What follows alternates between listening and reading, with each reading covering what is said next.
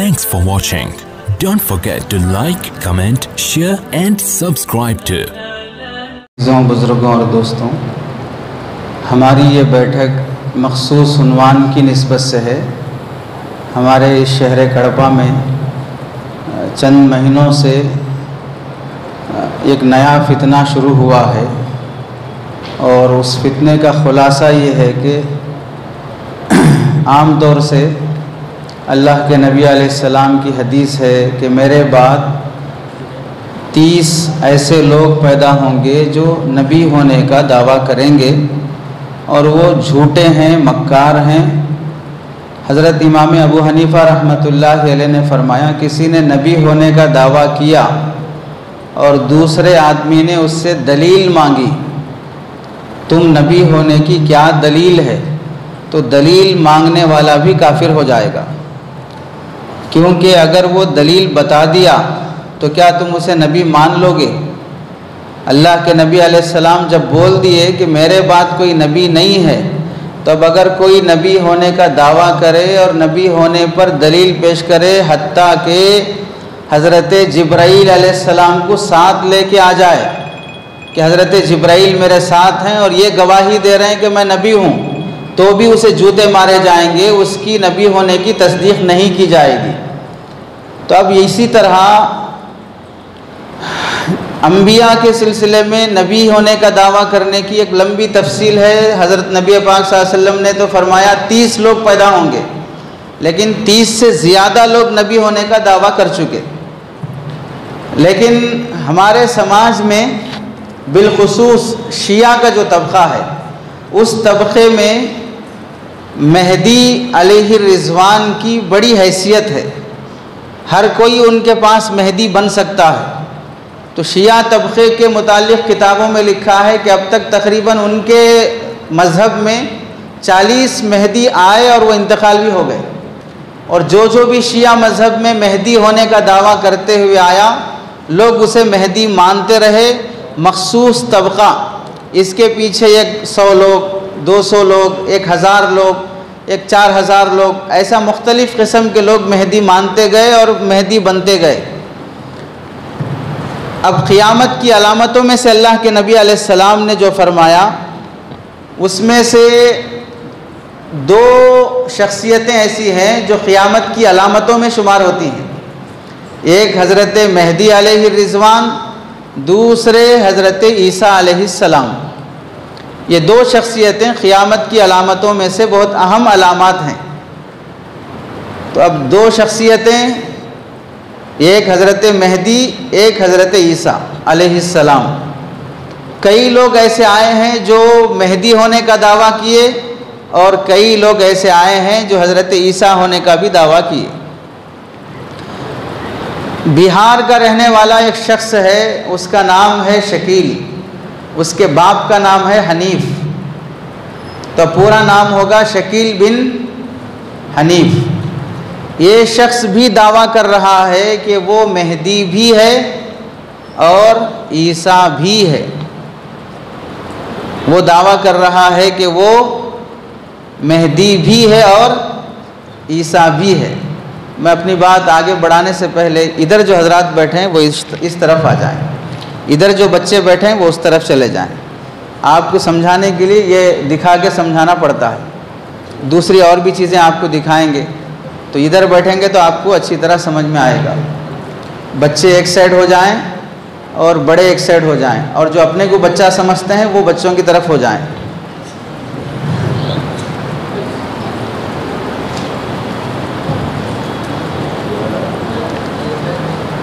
अपने को बच्चा समझते हैं तो बच्चों की तरफ ही बैठें, बड़ा समझते हैं तो इधर आ जाएं। बच्चों के लिए चॉकलेट वगैरह रखे हैं, वो तकसीम करेंगे। उधर बैठेंगे तो चॉकलेट मिल जाएगा, इधर चाय मिलेगी।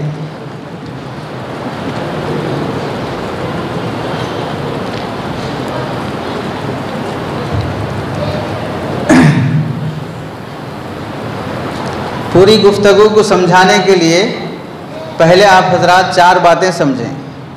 ये बातें समझने के लिए दरमियान में आप हजरात सभी कुछ सवालात करेंगे, आप उसका जवाब देते रहें तो हम समझेंगे कि आप सुन रहे हैं। तो पूरी बात समझने के लिए 4 बातें समझाएंगे। पहली बात, हज़रत मेहदी अलैहि रिज़वान के बारे में जान लें कि ये कौन शख्सियत हैं। दूसरी बात, तरतीब के लिहाज से हज़रत मेहदी के बाद जो शख्स क़ियामत की अलामतों में शुमार होता है वो है दज्जाल। दज्जाल के बारे में जान लेंगे कि उसकी शख्सियत क्या है। तीसरी बात, तरतीब के लिहाज से दज्जाल के बाद आने वाली बड़ी शख्सियत हज़रत ईसा अलैहिस्सलाम, ईसा अलैहिस्सलाम के मुतालिक जान लेंगे। चौथी बात, हज़रत ईसा अलैहिस्सलाम के बाद जिस अलामत का ज़ुहूर होगा वह है याजूज माजूज। कितनी बातें हो गई? क्या क्या हुई? हज़रत मेहदी, दज्जाल, हज़रत ईसा अलैहिस्सलाम और याजूज माजूज। ये 4 बातों को समझ लें पहले। उसके बाद फिर हम ये समझाएंगे कि क्या ये शख्स जो शकील बिन हनीफ हज़रत मेहदी और हज़रत ईसा होने का दावा कर रहा है, क्या इसका दावा सही है या ये शख्स झूठा है, वो बात हम ये 4 बातों के बाद समझाएंगे। पहली बात यहाँ पर देखिए, ये जो लिखा हुआ है आपको हज़रत मेहदी अलैहिस्सलाम का तज़किरा है। इसको मैं आपको बोल के समझाता हूँ, किसी को नज़र आ रहा, किसी को नज़र नहीं आ रहा होगा। देखिए, अहादीस में हज़रत इमाम मेहदी की तफसील है। खुलासा क्या है उसका? नंबरवार आप याद रखिए। हज़रत मेहदी हज़रत सैयदा फ़ातिमतुज़ ज़हरा रज़ी अल्लाह तआला अन्हा की औलाद से होंगे। पहली बात, हज़रत मेहदी किसके ख़ानदान से होंगे? हज़रत फ़ातिमा रज़ी अल्लाह तआला अन्हा की नस्ल से। हज़रत फ़ातिमा किसकी बेटी हैं? अल्लाह के नबी अलैहिस्सलाम की। अल्लाह के नबी अलैहिस्सलाम की नस्ल से होने वालों को क्या बोलते हैं? आले बैत, आले बैत, आले रसूल, अहले बैत। तो हज़रत मेहदी कौन से ख़ानदान से होंगे? सैयद ख़ानदान से होंगे, आले रसूल अहले बैत से होंगे। पहली बात हुई। दूसरी बात, हज़रत मेहदी अलैहि रिज़वान का नाम मोहम्मद होगा। क्या नाम होगा? हज़रत मेहदी का नाम, ये मेहदी लक़ब है, नाम नहीं है। मेहदी लक़ब है, नाम नहीं है। हज़रत मेहदी का असल नाम क्या होगा? मोहम्मद होगा। 2 बातें हुई। तीसरी बात, हज़रत मेहदी अलैहि रिज़वान के वालिद का नाम क्या होगा? अब्दुल्ला। ऊपर लिखा हुआ है वालिद गिरामी का नाम अब्दुल्ला होगा। 3 बातें हो गई। ख़ानदान क्या होगा? सैयद ख़ानदान से। नाम क्या होगा? मोहम्मद। वालिद का नाम क्या होगा? अब्दुल्ला। ये याद रखिए, बाद में आपको समझने में सहूलत होगी। 3 बातें हो गई। चौथी बात, हुजूर सल्लल्लाहु अलैहि वसल्लम से बहुत ज़्यादा मुशाबहत होगी उनकी। अल्लाह के नबी अलैहिस्सलाम के चेहरे मोहरे और अल्लाह के नबी अलैहिस्सलाम के अखलाक चाल चलन से ज़्यादा मुशाबहत होगी किसकी? हज़रत मेहदी अलैहि रिज़वान की। 5वीं बात, उनकी हुकूमत पहले अरब में होगी, फिर सारी दुनिया में उनकी हुकूमत फैल जाएगी। 5वीं बात क्या है? पहले हुकूमत कहाँ होगी? अरब में होगी, उसके बाद हुकूमत सारी दुनिया में फैलेगी। पॉइंट्स याद रखिए, 5वां नंबर है। नंबर मैं भूल भी जाऊं तो आप हजरात याद दिलाएंगे। 6ठी बात क्या है? 7 साल हुकूमत करेंगे। कितने साल? 7 साल हुकूमत करेंगे। ये नंबरवार याद रखिए कि हज़रत मेहदी की हुकूमत कितने साल होगी? 7 साल। कितने पॉइंट हो गए? 6 हो गए। अभी एक बढ़ा दिए कोई साहब, 7 हुए बोल। हज़रत इमाम मेहदी मदीना मुनव्वरा में पैदा होंगे। कहाँ पैदा होंगे? पैदाइश कहाँ की होगी? बिहार की नहीं होगी, महाराष्ट्र की, आंध्रा की। तो यहाँ के लोग मेहदी नहीं बन सकते। समझ में आ रही बात? पैदाइश कहाँ की होगी? मदीना मुनव्वरा की होगी। उसके बाद है आखिरी ज़माने में जब मुसलमान हर तरफ से मगलूब हो जाएंगे, मुसलसल जंगें होंगी, शाम में भी ईसाइयों की हुकूमत कायम हो जाएगी, हर जगह कुफ़ार के मज़ालिम बढ़ जाएंगे, अरब में भी मुसलमानों की बाकायदा हुकूमत नहीं रहेगी, खैबर के करीब तक ईसाई पहुंच जाएंगे। यहाँ तक एक बात समझिए, हर जगह मुसलमानों की हुकूमत ख़त्म हो जाएगी, हर जगह मुसलमानों पर जुल्म ही जुल्म होना शुरू हो जाएगा। मक्का मुकर्रमा तो दूर, खैबर के करीब तक यानी मदीने के करीब तक ये ईसाइयों की हुकूमत हो जाएगी। अब आप गौर कीजिए, पूरी दुनिया से मुसलमानों की हुकूमत ख़त्म हो गई या बाकी है? नहीं समझ में आ रहा। अफ़गानिस्तान में किसकी है? मुसलमानों की है। 56 मुस्लिम कंट्रीज़ किसके हैं? मुसलमानों के ही हैं। तो पूरी दुनिया से मुसलमानों की हुकूमत ख़त्म नहीं हुई, और फिर ईसाइयों की हुकूमत खैबर के करीब तक आ जाना। खैबर के करीब तक ईसाइयों की हुकूमत अभी तक आई नहीं है। कितनी अलामतें हो गई? चलिए, उसके बाद बचे कुचे मुसलमान मदीना मुनव्वरा पहुंच जाएंगे। अब हर जगह हुकूमत ईसाइयों की है। किसकी है हुकूमत? ईसाइयों की है, यहूदियों की नहीं। हर जगह हुकूमत किसकी होना है? ईसाइयों की हुकूमत हो। मुसलमानों की हुकूमत कहीं भी नहीं है। अब मुसलमान अपनी जान इज़्ज़त की हिफाजत इसी में समझेंगे कि मदीने में जाके रह जाना। आप वहाँ किसी भी ईसाई यहूदी की हुकूमत नहीं पहुँचेगी, वहाँ मुसलमानों की ही हुकूमत रहेगी। तो अब जो मुसलमान हैं वो मदीना मुनव्वरा आकर सेट हो जाएंगे। अब मदीना मुनव्वरा में आके सेट हो गए, मक्के के करीब तक ईसाइयों की हुकूमत है, पूरी दुनिया में ईसाइयों की हुकूमत हो गई तकरीबन। उस ज़माने में मदीना मुनव्वरा में रहने वाले मुसलमान और दुनिया के दूसरे इलाक़ों में रहने वाले मुसलमानों को तलाश होगी हज़रत मेहदी की। कब तलाश होगी? ये सब होना, पूरी जगह से मुसलमानों की हुकूमत ख़त्म होना। तो अब जो 56 कंट्रीज़ हैं, 56 कंट्रीज़ मुस्लिम्स के हैं, वो सारे कंट्रीज़ किसके हो जाएंगे? ईसाइयों के हो जाएंगे। हो गए क्या? जब वो नहीं हुए तो अभी से मेहदी का इंतज़ार करने की ज़रूरत नहीं है। खैबर तक जो यहूदियों का एरिया था वहाँ तक ईसाई आ जाएंगे। अभी वहाँ तक ईसाई नहीं आए। जब तक नहीं आए हैं अभी मेहदी की तलाश की ज़रूरत। ये सब हालात जब बदलेंगे तब हज़रत मेहदी अलैहि रिज़वान आएंगे। तो यहाँ समझो जो असल पॉइंट की बात क्या है, हज़रत मेहदी आने का ज़माना कौन सा है वो आपको मालूम हुआ। पूरी दुनिया से मुस्लिम हुकूमत ख़त्म हो जाएगी, हत्ता के हरमैन शरीफैन के करीब भी मुसलमानों की हुकूमत ख़त्म होने की होगी, सिर्फ मदीना महफूज होगा। तो वो ज़माना होगा हज़रत मेहदी के आने का। अब आया वो ज़माना।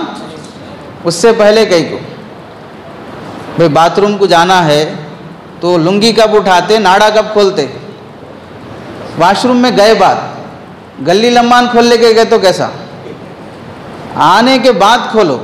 तो अभी क्या नहीं हुआ? हज़रत मेहदी आने का ज़माना आया ही नहीं है अहादीस की रोशनी से। अब उसके बाद देखिए, उस वक्त हज़रत इमाम मेहदी मदीना मुनव्वरा में होंगे। इमाम मेहदी की पैदाइश कहाँ की होगी? तो हज़रत इमाम मेहदी वहीं पर होंगे, मदीना मुनव्वरा में। मदीना मुनव्वरा में होंगे। लोगों के दिल में अब दाइया पैदा होगा कि अब मेहदी को तलाश करना चाहिए, उनके हाथ पर बैत करके उनको इमाम बना लेना चाहिए। लोगों के दिलों में ख्यालात आएंगे। उस ज़माने के नेक लोग, औलिया अल्लाह और अब्दाल सब ही इमाम मेहदी की तलाश में होंगे। तो अब यहाँ गौर कीजिए, हज़रत इमाम मेहदी के आने का ज़माना कौन सा वो भी मालूम हुआ।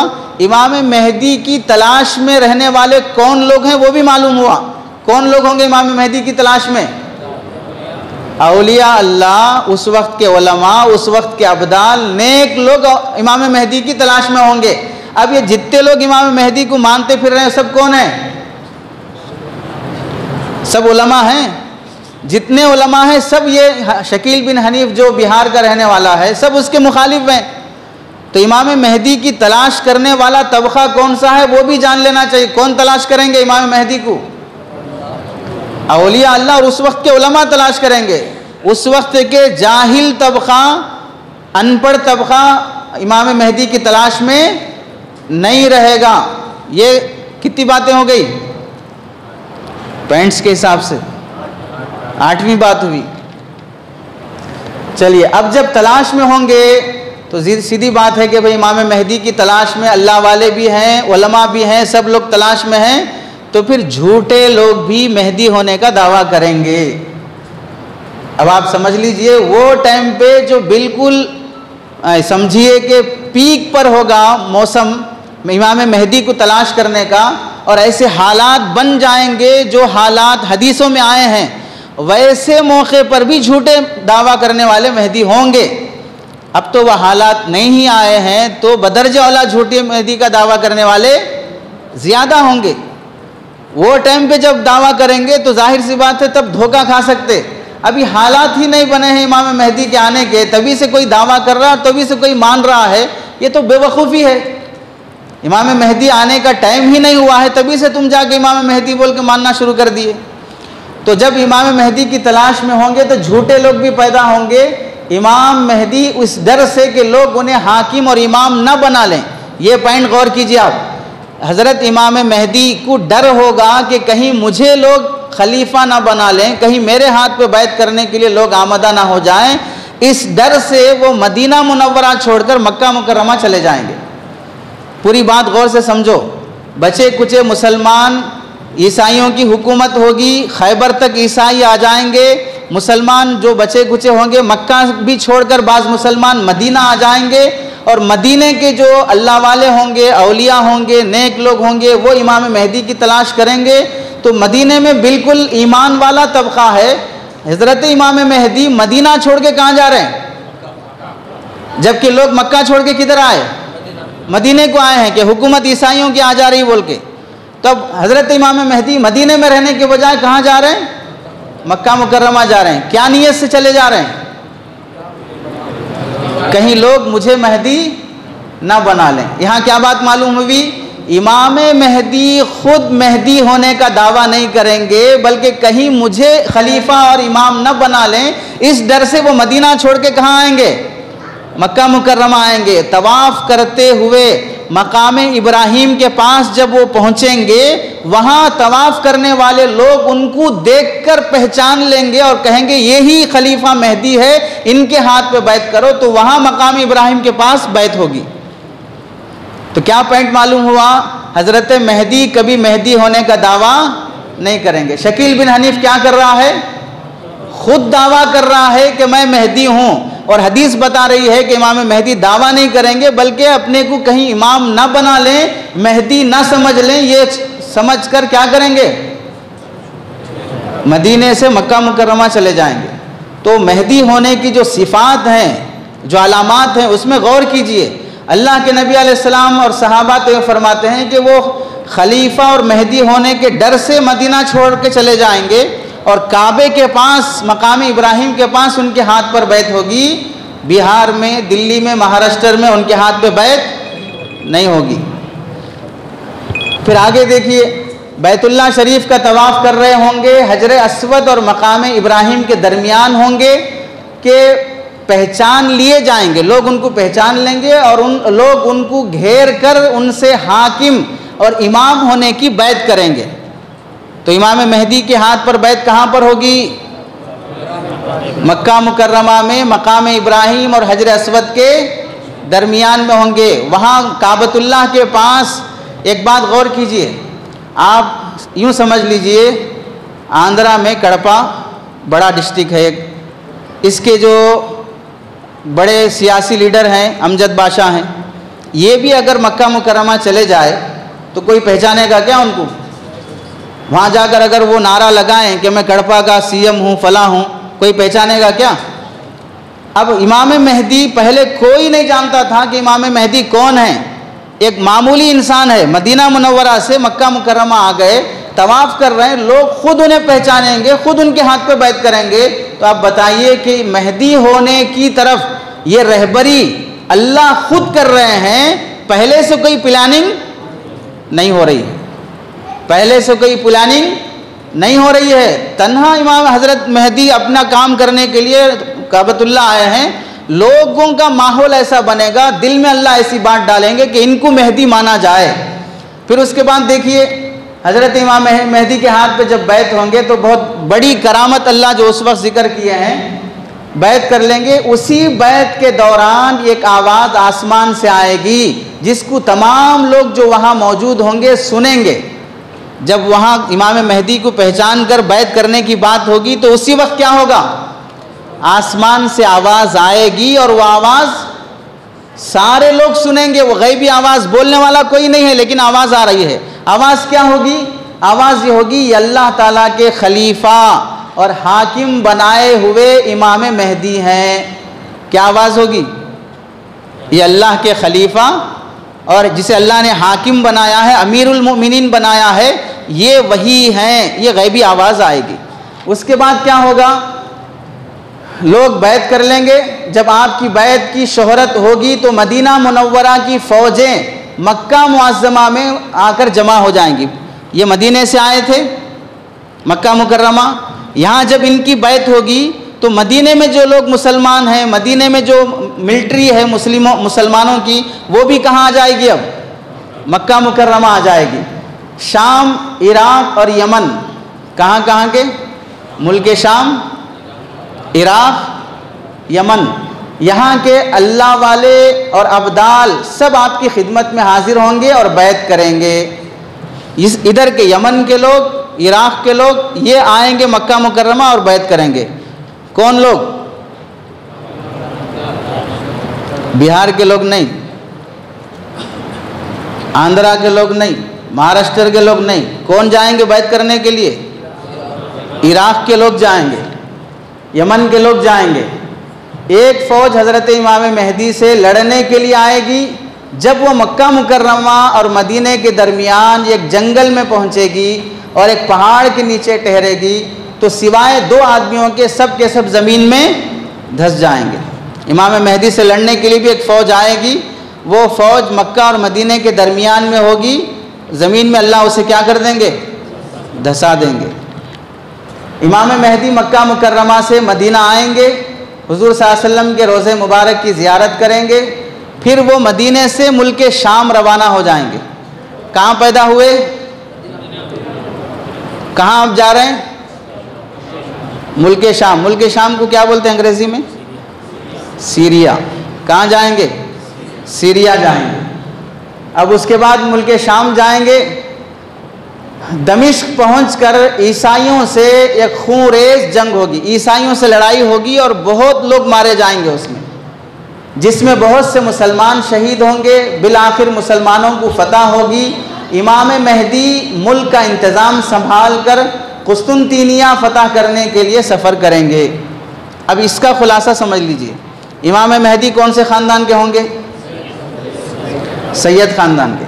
शकील बिन हनीफ पठान का है। उन्हें कौन से घराने का है? पठान नहीं मालूम? फिल्म पठान नहीं बोल रहे हम, ख़ानदान पठान बोल रहे। कौन से घराने का है? और मेहदी कौन से ख़ानदान से होंगे? फ़र्क समझ में आ रहा? पहला फ़र्क, इमाम मेहदी का नाम क्या होगा? मोहम्मद। इसका नाम क्या है? कोई शकील आप में से? आप में से कोई शकील नाम का है? फ़र्क। दूसरा फ़र्क समझ में आया? इमाम मेहदी के वालिद का नाम क्या होगा? इसके वालिद का नाम क्या है? हनीफ। इमाम मेहदी कहाँ पैदा होंगे? ये कहाँ पैदा हुआ? समझ में आ रहा है? उसका बायोडाटा भी बताएंगे अभी, कहाँ पैदा हुआ, उसके खेड़े का नाम क्या है, वो सब कहाँ पढ़ा हुआ, फिर क्या वास्ते दिल्ली आया, वो पूरा आपको बताएंगे। तो बुनियादी तौर पे इमाम मेहदी को समझते हुए कंपेयर कीजिए आप। इमाम मेहदी की बर्थ कहाँ होगी? मदीना मुनव्वरा में होगी। इमाम मेहदी ज़ाहिर होने से पहले के हालात क्या होंगे?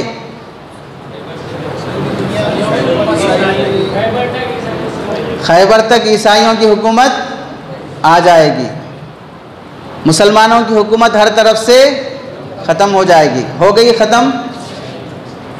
चलिए, इमाम मेहदी खुद से मेहदी होने का दावा करेंगे या लोग खुद पहचानेंगे? कैसे पहचानेंगे? आसमान से गैबी आवाज़ आएगी। कहाँ पहचानेंगे? बैत कहाँ होगी? शकील बिन हनीफ अब तक मक्के को गयाच नहीं है, समझ रहे? अब तक वो ना उम्रा किया ना हज किया है। हज़रत मेहदी की तो बर्थ ही होगी कहाँ? मदीने में। ये मदीने की सूरत भी नहीं देखा है आज तक, और दावा कर रहा है किसका? मेहदी होने का। अब उसकी फ़ोटो भी दिखाएंगे हम आपको, क्या ये मेहदी हो सकता है क्या? देखिए, नबी हमेशा गोरा रहता। नबी कैसा रहता? गोरा, खूबसूरत रहता। अंबिया जितने भी आए हैं कैसे आए हैं? खूबसूरत, स्मार्ट रहते अंबिया सब। काले कलोटे नहीं रहते अंबिया। काला होना कोई उसका इख्तियारी ऐब नहीं है, लेकिन अल्लाह किसी काले को नबी नहीं बना, खूबसूरत को अल्लाह नबी बना। क्योंकि अट्रैक्शन रहना बोलने वाले में तो ही लोग करीब होते हैं। अट्रैक्शन होना चेहरे में भी, किरदार में भी। इस वास्ते अल्लाह ताला अंबिया को कैसे पैदा करते हैं? खूबसूरत पैदा करते हैं। तो अब हज़रत मेहदी को पहचानेंगे मकाम इब्राहिम के पास, और बैत होगी कहाँ? हजर अस्वद और मकाम इब्राहिम के पास। और ये बैत लेना शुरू करा शकील बिन हनीफ कहाँ पर? दिल्ली में। बिहार में बाद में गया, यहाँ से जब जूते पड़े तो गया बिहार, वरना बैत करना शुरू किया कहाँ पर? दिल्ली में। हज़रत मेहदी मदीना मुनव्वरा में उनकी बर्थ हुई, लेकिन सफ़र करके जाएंगे कहाँ पर? सीरिया। भाई मक्के से आने के बाद कहाँ जाएंगे? सीरिया। दिल्ली में जब जूते पड़े शकील बिन हनीफ को तो महाराष्ट्र में आके रह रहा। महाराष्ट्र सीरिया है, नहीं समझ रहे भाई? हज़रत मेहदी कहाँ जाएंगे? सीरिया जाएंगे ना। और शकील बिन हनीफ कहाँ के है? कहाँ आके है? महाराष्ट्र में आके है।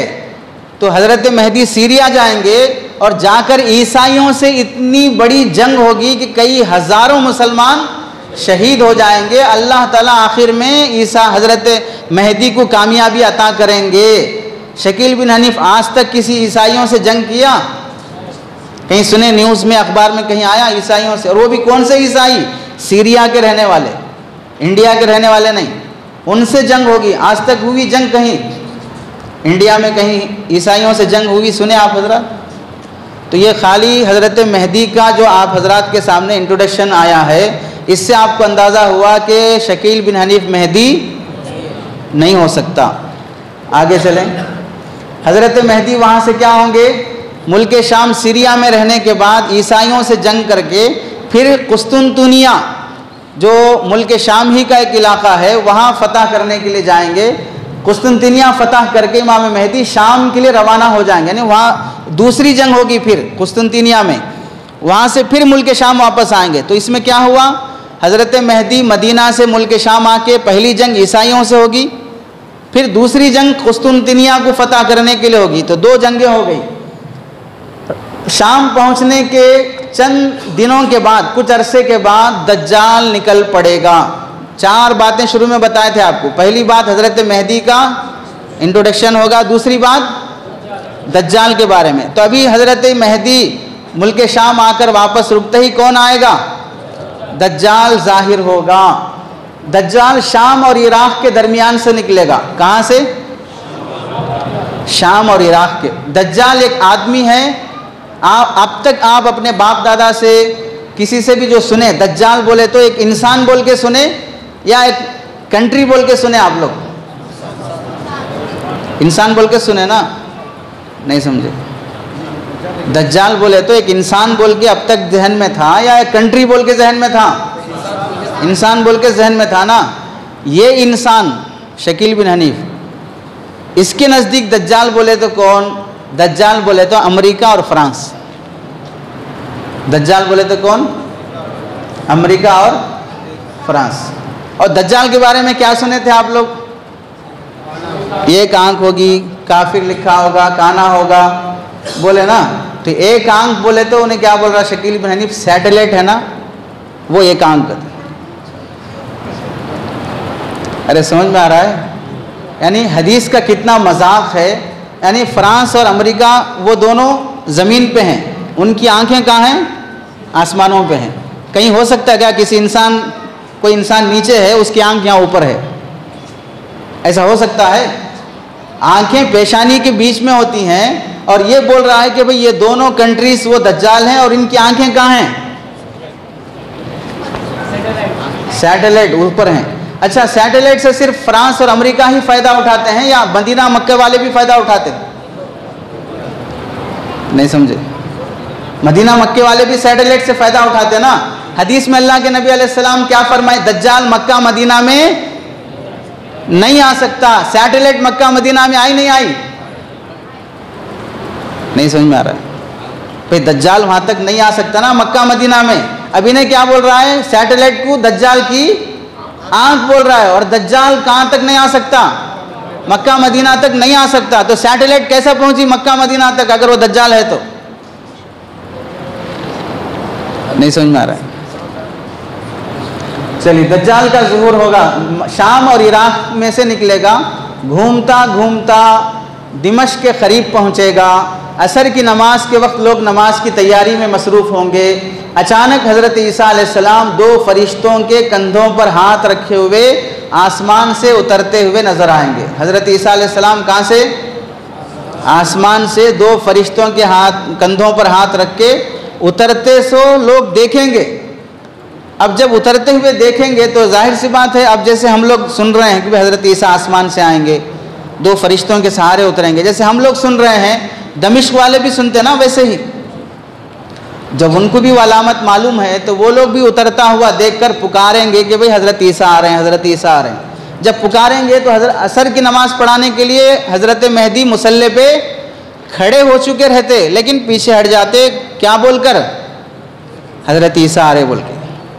नबी के इकराम में क्या हो जाएंगे? वो पीछे हट जाएंगे। अब देखिए, दज्जाल हज़रत ईसा अलैहिस्सलाम को देख कर भागे, आसमान से उतरते हुए नजर आएंगे। दज्जाल हज़रत ईसा अलैहिस्सलाम को देखकर भागेगा। बिलाखिर बाबे लुद पर पहुंचकर हज़रत ईसा अलैहिस्सलाम दज्जाल का काम तमाम कर देंगे। उस वक्त रूए ज़मीन पर कोई काफिर नहीं रहेगा, सब मुसलमान हो जाएंगे। हज़रत मेहदी अलैहि रिज़वान की उम्र 45 साल, 48 साल या 49 बरस की होगी, उसके बाद आपका इंतकाल हो जाएगा।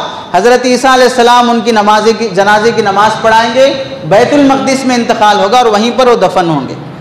अब यहाँ क्या समझे आप लोग कि हज़रत ईसा अलैहिस्सलाम, हज़रत मेहदी की उम्र क्या होगी लास्ट?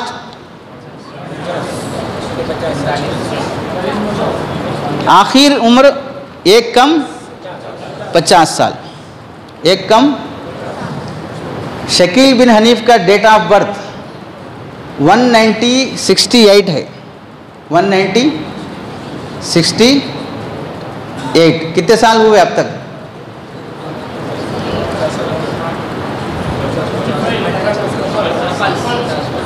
कितने साल हुए? 55 साल हुए। हज़रत मेहदी की आखिरी उम्र क्या है? तो क्या हो जाना था अगर इन्हें मेहदी है तो अब तक? नहीं समझ में आ रहा है। अगर उन्हें मेहदी रहा तो अब तक क्या हो जाना था? अल्लाह के नबी बोल दिए आखिरी उम्र क्या रहती? 49 साल की रहती, इंतकाल हो जाते। नमाज जनाजा कौन पढ़ाते बोले? हज़रत ईसा अलैहिस्सलाम। इसकी नहुसत यह है कि इन्हें खुद अपने आप को ईसा बोल रहा है, अब इसकी जनाजे की नमाज़ पढ़ाने वाला भी नहीं आपको, ये भी आप। हज़रत मेहदी की जनाजे की नमाज़ कौन पढ़ाएंगे? हज़रत ईसा। अब ये बेवकूफ़ क्या बोल रहा है, अपने आप कुछ क्या बोल रहा है, तो अब इसकी जनाजा एनएच पढ़ लेके मर जाना आप। नहीं समझ में आया? चलिए, तो पहली बात आपको ये क्या समझाए थे? 4 बातों में से हज़रत मेहदी समझ में आया पूरा, हज़रत मेहदी के बारे में। दूसरी बात क्या थी? दज्जाल से मुताल्लिक़। अब दूसरी बात है दज्जाल के बारे में। क़यामत की बड़ी अलामतों में से एक अलामत है दज्जाल का ज़ाहिर होना।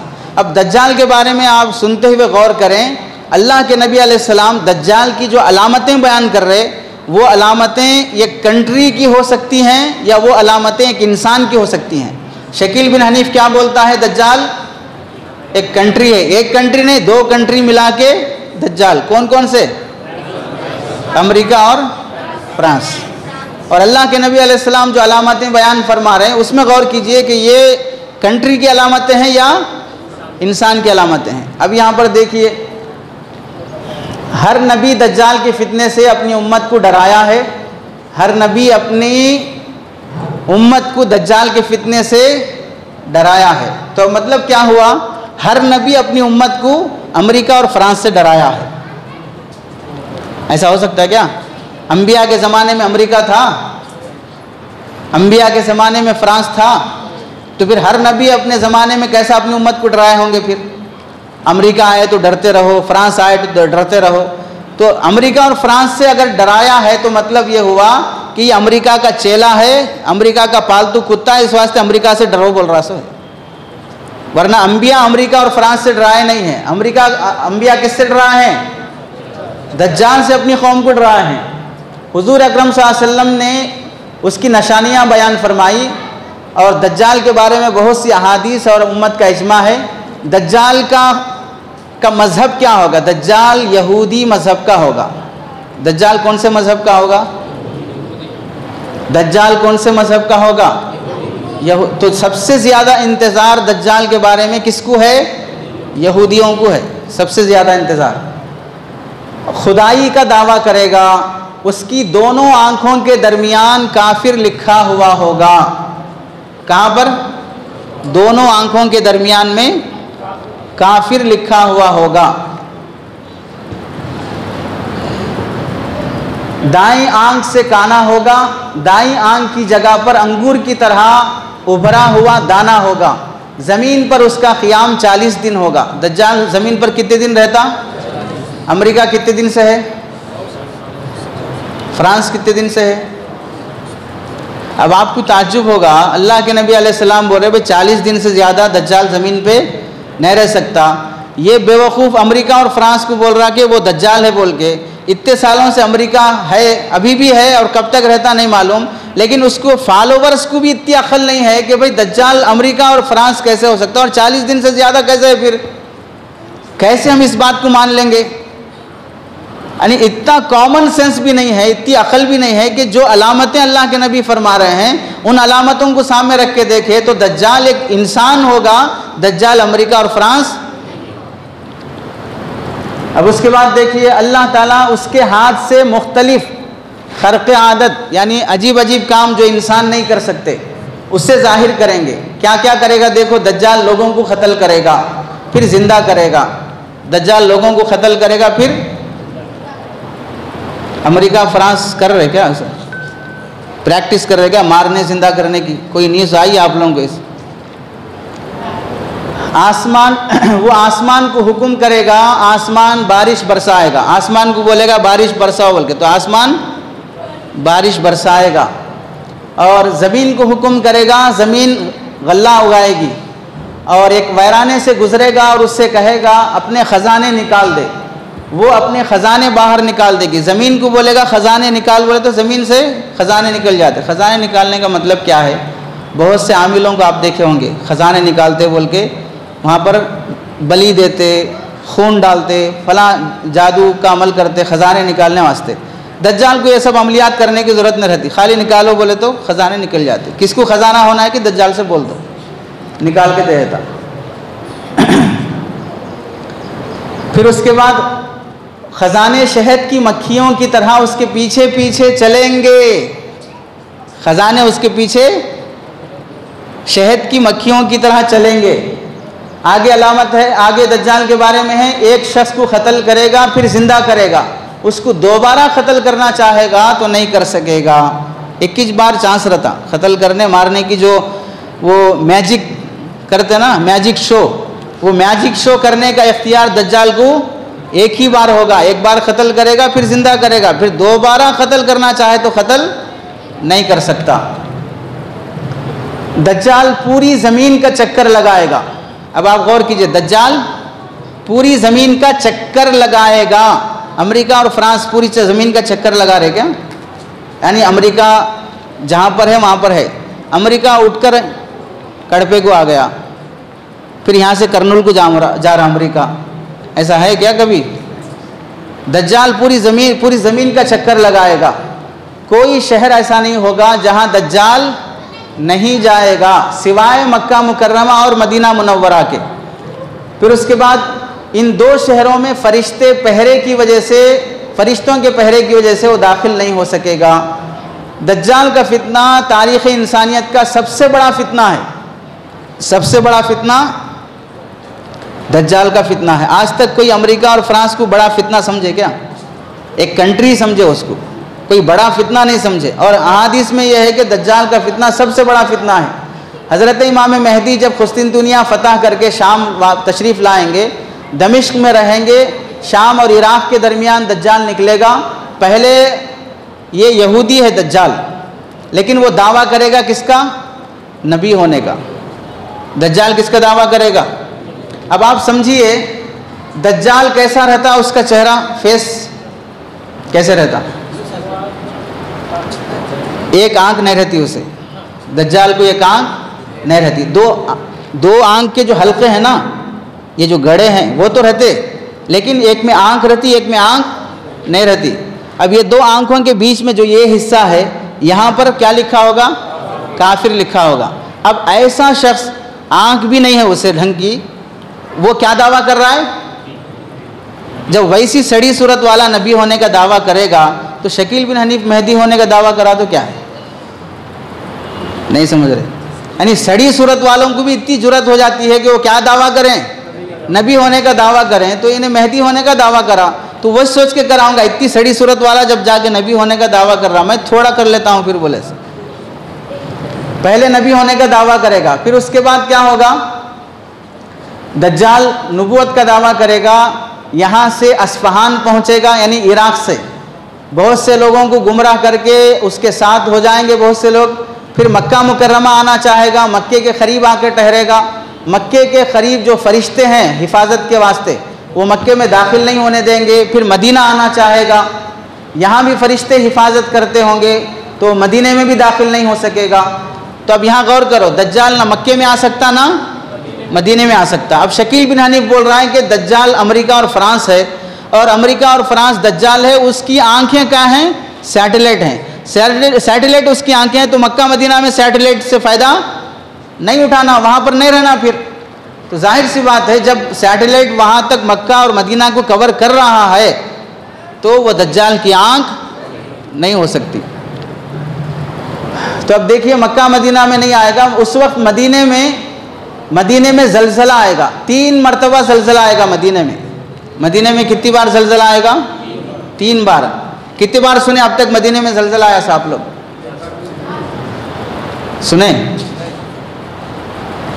3 बार जलजला आएगा। तो जिसकी वजह से कमज़ोर ईमान वाले घबरा कर मदीने से बाहर निकल जाएंगे और दज्जाल के फितने में फंस जाएंगे। दज्जाल मदीने में नहीं आ सकता, लेकिन मदीने में जलजला आता, और जो मदीने में ऐसे लोग रहते जिनके दिल में ईमान पक्का नहीं है, वो जलजले के डर से मदीना छोड़ के बाहर चले जाते। मदीने से बाहर हो गए तो मदीने के बाहर कौन है? दज्जाल है। तो दज्जाल के फितने में मुब्तला हो जाते। अब वो जैसे उर्दू में मिसाल बोलते ना, सामने खाई पीछे कुआं। सामने खाई यानी सामने बहुत बड़ा गड्ढा है, उसे खाई बोलते। पीछे क्या है? किधर गए तो भी जान जाने का है। तो मदीने के जलजले से बचने, जान बचाने के वास्ते भागा।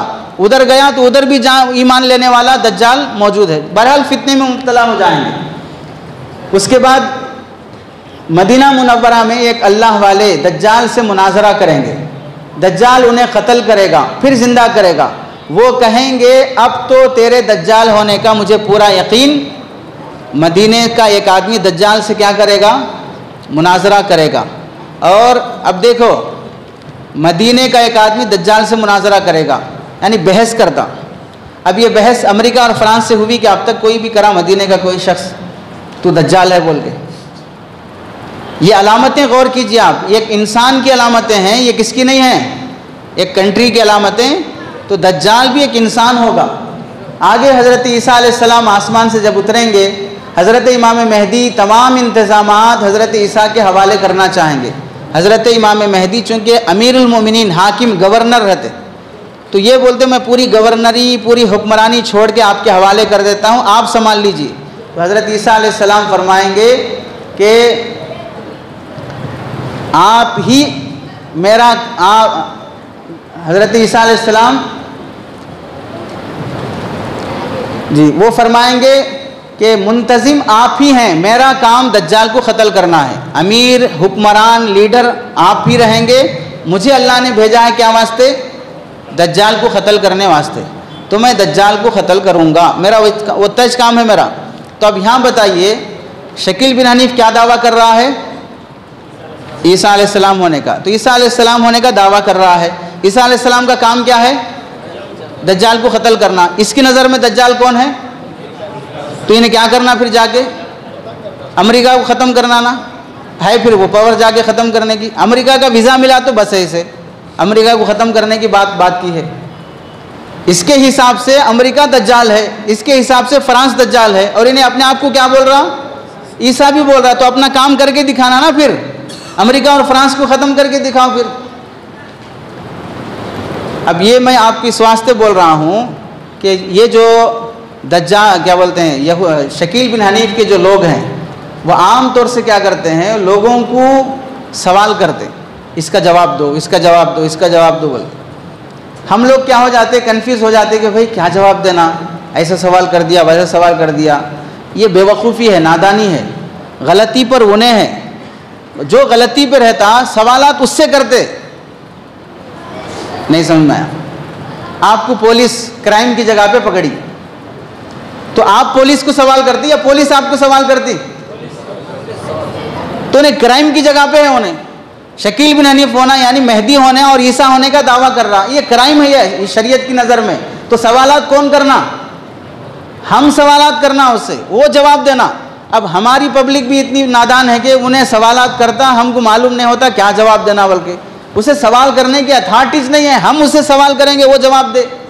अब ये सवाल जब वो दज्जाल अमेरिका और फ्रांस को बोल रहा है तो अब सवाल क्या करना आप लोग उससे? नहीं समझ में आ रहा। उन्हें अमेरिका को क्या बोल रहा? दज्जाल बोल रहा। तो हजरत और अपने आप को क्या बोल रहा? ईसा बोल रहा। तो ईसा अलैहिस्सलाम का काम क्या है? तो उन्हें क्या करना? तो अब आपको क्या सवाल करना फिर उससे? पहले जाके अमेरिका को ख़त्म करके आ, फिर हम तुझे ईसा मानते। पहले जाके अमेरिका को, सिर्फ अमेरिका नहीं फ्रांस को भी ख़त्म करके आ, उसके बाद हम क्या करते? अमेरिका को ख़त्म करना तो बात की बात, अमेरिका को गया भी नहीं है, अभी से उसे ईसा मान ले रहे। तो ये क्राइम में जो लोग हैं इनसे सवालात होंगे। हमको ये फ़र्क नहीं होने की वजह से उन्होंने कहे कि अजीब अजीब सवालात करते, ये सवाल कर रहे, ये बोल रहे। उनको सवाल करने का हक़ ही नहीं है। पहले हमारे सवाल का जवाब दो। हम सवाल करेंगे हज़रत मेहदी का नाम क्या है? मोहम्मद है। अब तुम जवाब दो हमारे को, शकील का नाम क्या है? अरे शकील ही है, शकील का नाम नहीं समझ में आ रहा। ये जितने फ़र्क करने की चीज़ें आपको बता रहे हैं वो चीज़ें जहन में रख के आप सवाल करेंगे। आपको सवाल करने का आप अब आगे देखिए, हज़रत ईसा अलैहिस्सलाम मुसलमानों के लश्कर के साथ दज्जाल के लश्कर की तरफ रवाना होंगे, घोड़े पर सवार होंगे और उनके साथ नेज़ा दज्जाल के लश्कर पर हमला करेंगे। हल गया क्या? बहुत घुमसान की लड़ाई होगी। अब यहाँ हज़रत ईसा अलैहिस्सलाम की एक बहुत अजीब, बहुत करामत, बहुत बड़ी करामत क्या लिखे हैं देखिए। हज़रत ईसा अलैहिस्सलाम के सांस में अल्लाह इतना पावर देंगे, जहाँ तक उनकी निगाह जाएगी, जहाँ तक निगाह जाएगी वहाँ तक उनकी सांस जाएगी, और जहाँ तक सांस जाएगी वहाँ तक जितने यहूदी हैं सब मर जाएंगे। जितने यहूदी हैं, अब इन्हें क्या दावा कर रहा? ईसा होने का दावा कर रहा। तो इसकी सांस से सब यहूदी क्या होना था? इसराइल में मुसलमानों पे जुल्म हो रहा, नहीं हो रहा?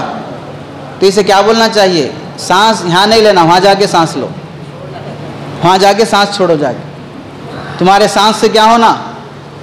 यहूदी मरना। सांस छोड़ना नहीं, उन्हें हवा छोड़ा तो भी कुछ भी नहीं होता, सांस छोड़ना तो बात की बात। तो हज़रत ईसा अलैहिस्सलाम सांस पहुँच, जिस काफिर के आपकी सांस की हवा लगेगी वो उसी वक्त क्या हो जाएगा? मर जाएगा। दज्जाल हज़रत ईसा अलैहिस्सलाम को देखकर भागना शुरू करेगा, आप उसका पीछा करेंगे, बाबे लुद पर पहुंचकर हज़रत ईसा अलैहिस्सलाम उसे कत्ल कर देंगे। बाबे लुद भी दमिश्क के आसपास में है, वहाँ पर हज़रत ईसा अलैहिस्सलाम दज्जाल को ख़त्म करेंगे। तो अब यहाँ गौर कीजिए, दज्जाल हज़रत ईसा को देखेगा, देखकर क्या करेगा? भागना शुरू करेगा। ये भागना किसकी खासियत है? इंसान की खासियत है। तो क्या मालूम हुआ? दज्जाल एक कंट्री नहीं है, दज्जाल एक इंसान है। लेकिन ये शख्स क्या बोल रहा है? दज्जाल। फ़र्क समझ में आ रहा है इसके झूठ होने का? तो चार बातों में से दो बातें हो गई। पहली बात क्या थी? हज़रत मेहदी के बारे में। दूसरी बात क्या थी? दज्जाल के बारे में। तीसरी बात क्या है? हज़रत ईसा अलैहिस्सलाम के बारे में। हज़रत ईसा अलैहिस्सलाम के बारे में आप सब हज़रात जानते हैं,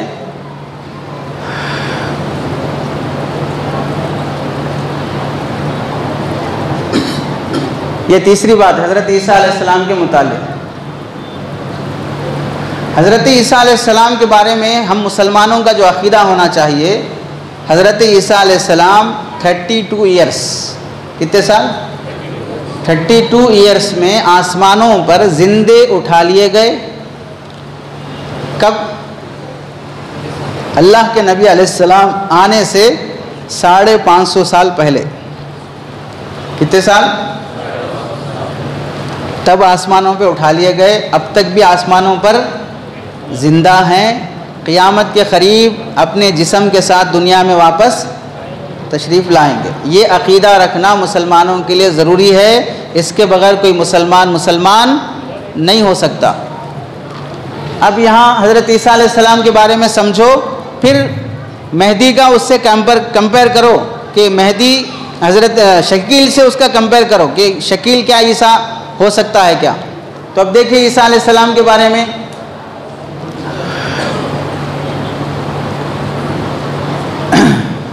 ईसा अलैहिस्सलाम के बारे में है, एक दिन असर की नमाज का वक्त होगा, असर की अज़ान हो चुकी होगी, लोग नमाज की तैयारी में मशगूल होंगे। अचानक हज़रत ईसा अलैहिस्सलाम 2 फरिश्तों के परों पर हाथ रखे हुए आसमान से उतरते हुए नज़र आएंगे। सर नीचे करेंगे तो पानी के ख़तरे गिरेंगे, सर ऊंचा करेंगे तो चमकदार मोती की तरह दाने गिरेंगे। दमिश्क की जामे मस्जिद के मशरिकी जानिब सफ़ेद रंग के मीनार पर उतरेंगे, वहाँ से सीढ़ी के ज़रिए से नीचे आएंगे। हज़रत ईसा अलैहिस्सलाम अदल व इंसाफ कायम करेंगे। ईसाइयों की जो गले में डालने की जो सलीब है, ईसाई जो गले में पहनते हैं, उसे तोड़ेंगे और खिंजीर को क़त्ल करेंगे। जिज़िये का टैक्स वसूल करने का सिलसिला ख़त्म करेंगे। हज़रत ईसा अलैहिस्सलाम यहूदी और दज्जाल को ख़त्म करेंगे। किसको क़त्ल करेंगे? यहूदियों को भी क़त्ल करेंगे और दज्जाल को भी ख़त्म कर देंगे। हज़रत मेहदी की वफ़ात के बाद तमाम जिम्मेदारियाँ, यानी पूरी कंट्री के जो लीडर है, यूँ समझिए प्राइम मिनिस्टर है, वो हज़रत ईसा अलैहिस्सलाम होंगे, तमाम जिम्मेदारियाँ संभालेंगे। आसमानों से उतरने के बाद कभी हज़रत ईसा अलैहिस्सलाम, आसमानों से उतरने के बाद भी हज़रत ईसा अलैहिस्सलाम नबी ही होंगे, कोई मनसब नबूवत से ख़त्म नहीं होता। उस वक्त उम्मत मुहम्मदिया के ताबे होकर मुजद्दिद और आदिल हुक्मरान की हैसियत से होंगे। दज्जाल को क़त्ल करने के बाद हज़रत ईसा अलैहिस्सलाम मुसलमानों को सुधारेंगे, अल्लाह के हुक्म से उन्हें कोहे तूर पर ले जाएंगे। 40 या 45 बरस के बाद उनकी वफ़ात हो जाएगी। हज़रत ईसा अलैहिस्सलाम की वफ़ात कितने साल में होगी? 40 साल में या 45 साल में। शकील की उम्र कितने साल की है? 55 साल की। तो अब तक क्या हो जाना था उन्हें? उन डेट के हिसाब से भी देखे, डेट ऑफ डेथ के हिसाब से भी देखे तो हज़रत मेहदी भी 50 साल अबो नहीं जाते, हज़रत ईसा भी 50 साल अबो नहीं जाते। अब इन्हें क्या हो गया है? 50 साल से ज़ायद बढ़ गया है। इसे मौत नहीं आई तो भी इन्हें खुदकुशी करके मर जाना है इन्हें, चूँकि वो उम्र को फॉलो करके दिखाना कि भाई हज़रत मेहदी भी इतने साल जीते और हज़रत ईसा भी इतने साल जीते। अब हज़रत ईसा अलैहिस्सलाम 40 या 45 बरस के बाद वफ़ात होगी। उसी दौरान निकाह भी करेंगे, उनकी औलाद भी होगी। हज़रत ईसा अलैहिस्सलाम की वफ़ात कहाँ पर होगी? मदीना मुनव्वरा में। यहाँ एक बात गौर की, एक नुक्ते की बात याद रखिए। हज़रत मेहदी का बर्थ कहाँ पर हुआ? मदीने में। इंतकाल कहाँ पर हुआ? बैतुल मक़दिस में हज़रत मेहदी की वफ़ात होगी और वहीं पर इंतकाल होंगे। हज़रत ईसा अलैहिस्सलाम आएंगे कहाँ पर? दमिश्क की जामे मस्जिद में, लेकिन डेट कहाँ पर होगी? मदीना मुनव्वरा में। फ़र्क समझ में आ रहा? हज़रत मेहदी मदीने में पैदा होंगे लेकिन वफ़ात होगी बैतुल मक़दिस में। हज़रत ईसा अलैहिस्सलाम मुल्क शाम दमिश्क की जामे मस्जिद के पास उतरेंगे, वहाँ आएंगे, लेकिन इंतकाल फरमाएंगे कहाँ पर? मदीना मुनव्वरा में। और तदफीन होगी कहाँ? अल्लाह के नबी अलैहिस्सलाम का जो रोज़ा है, जहाँ पर हज़रत अबू बकर, हज़रत उमर रज़ी अल्लाह तआला अन्हुमा हैं, उनके बाजू ही एक जगह, अल्लाह के नबी अलैहिस्सलाम के बाजू एक जगह है, एक कब्र की जगह, वहाँ पर किसकी तदफीन होगी? ईसा अलैहिस्सलाम की। अब आप समझिए ईसा अलैहिस्सलाम का इतना बड़ा मकाम है कि आप सलाम पेश करने वास्ते गए रोज़े अथर के पास, 5 मिनट खड़े होने देते आपको वहाँ की पुलिस? जाली छू के पकड़ के रोने वास्ते इजाज़त देती? थोड़ा दरवाज़ा खोलो, अंदर जाके देखना है बोले तो खोलते आपके वास्ते? जेल का दरवाज़ा खोलते? वो दरवाज़ा नहीं खोलते। हज़रत ईसा अलैहिस्सलाम नबी होने की वजह से जब उनका मदीने में इंतकाल होगा, अब कितने भी लोग मदीने में इंतकाल हो रहे हैं, वो रोज़े अथर में दफन हो रहे हैं। तो क्या बात मालूम हुई इससे? हज़रत ईसा अलैहिस्सलाम इतनी बड़ी शख्सियत हैं, वो किसी से छुप नहीं सकते। पूरी दुनिया जानती कि ईसा अलैहिस्सलाम हैं। जब उनका इंतकाल हुआ, मदीने के किसी भी कोने में हों दो, लेकिन दफन कहाँ किया जाएगा? अल्लाह के नबी अलैहिस्सलाम के बाजू में दफन किया जाएगा। अब अगर ये ईसा है तो इसको कहाँ होना चाहिए था? कहाँ होना चाहिए? मदीने में होना चाहिए। अब इसकी मरने की उम्र भी आ गई, क्योंकि मेहदी और हज़रत ईसा की मरने की उम्र, वफ़ात की उम्र क्या है? 50-55 इसके अंदर ही है। तो अब इसकी भी उम्र क्या होगी? अब ज़्यादा हो गई। तो अभी जल्दी जाना मरने के वास्ते ये शख्स, अगर वहाँ पर ये जाए, मदीने में मरे, मरने के बाद जब इसको जगह मिले कहाँ पर? नबी पाक सल्लल्लाहु अलैहि वसल्लम के रोज़े में, तब मान सकते कि इन्हें क्या है? ईसा है। ये होने वाली बातें हैं? नहीं है तो फिर इन्हें ईसा भी नहीं है। ये सब होने वाली बातें नहीं हैं तो फिर इन्हें ईसा भी, ये सब होने वाली बातें हैं तो करके दिखाओ। फिर कितनी बातें हो गई? हज़रत मेहदी के बारे में हुआ, दज्जाल के बारे में हुआ, हज़रत ईसा के अलैहिस्सलाम के बारे में हुआ। चौथी बात क्या थी? याजूज माजूज से मुताल्लिक़। आगे बढ़ा, एक्टिव रहे शायद। चलिए, चौथी बात यह है याजूज माजूज के बारे में। हज़रत ईसा अलैहिस्सलाम, हज़रत मेहदी अलैहिस्सलाम, हज़रत मेहदी अलैहिर्रिज़वान की वफ़ात के बाद, दज्जाल वफ़ात के बाद हज़रत ईसा अलैहिस्सलाम पूरा निज़ाम संभालेंगे। इसी दरमियान में याजूज माजूज आएंगे। चलिए आगे। हाँ नहीं ठीक है, चलिए। हज़रत याजूज माजूज का कुरान में भी तज़किरा है। आप सुने होंगे ना कि 16वें पारे के शुरू में हज़रत सिकंदर ज़ुल्क़रनैन का वाक़या, कि शीशा पिघला कर एक दीवार बनाए हैं, दीवार के उस तरफ याजूज माजूज की कौम है, रोज़ाना आके वो दीवार चाटती रहती है, थोड़ी बाकी है, फिर कल चाटेंगे, इस तरह छोड़ के चले जाती है। क़यामत के करीब जब अल्लाह ताला उस कौम को बाहर निकालना चाहेगा, अल्लाह ताला ख़ुद उस दीवार को गिरा देंगे, या वो कौम उस दिन दीवार चाटते चाटते थोड़ा है कल चाटेंगे बोल के जो जाते ना, कल इंशाअल्लाह बोल के जाएगी, अल्लाह ताला उसका काम करा देंगे। अब वो कौम निकलेगी। अब वो याजूज माजूज की जो कौम निकलेगी उसकी कैफियत क्या है देखिए। याजूज माजूज की जो कौम निकलेगी, अल्लाह ताला क़यामत के करीब वो दीवार टूट कर गिर जाएगी। ये कौम बाहर निकलकर हर तरफ फैल जाएगी, फसाद बर्पा करेगी, और आहनी दीवार टूटने के बाद हर बुलंदी से दौड़ते हुए वो लोग नज़र आएंगे। बुहैर तबरिया, ये समंदर का नाम है। बुहैर तबरिया किसका नाम है? समंदर के पास से जब ये पूरी कौम की एक छोटी सी जमात गुजरेगी, पूरे समंदर का पानी पी लेगी। छोटी सी जमात रहती, लेकिन समंदर का पूरा पानी ख़त्म करना मामूली बात नहीं है। उसके पीछे फिर दूसरी जमात आती, वो लोग इतना सुक्का देख के बोलते, यहाँ कोई कभी पानी नहीं था शायद, बोलते। समझ रहे कैसा पीते? पिए तो ज़रा पानी बाकी रहा तो भी समझ सकते यहाँ पानी था बोले। ऐसा इतना सूख जाता कि पिछले आने वाले लोग क्या बोलते, यहाँ कभी पानी था ही नहीं है। उसके बाद हर जगह पर फसाद मचाएंगे। याजूज माजूज की वजह से हज़रत ईसा और मुसलमान बड़ी तकलीफ़ में होंगे, खाने की किल्लत होगी, और इतना खाना मुश्किल हो जाएगा। बैल का सर किसका सर? सिरा बोलते ना, बकरे का सिरा, वैसा बैल का सिरा। वो बैल का सिरा खरीदना रहा तो इंसान को 100 सोने के सिक्के देना पड़ता। कितने? 100 सोने के सिक्के दिया तो भी वो बैल का सिरा नहीं मिलता। सोने के बोल रहे, पीतल के, चांदी के नहीं, तो भी नहीं मिलेगा।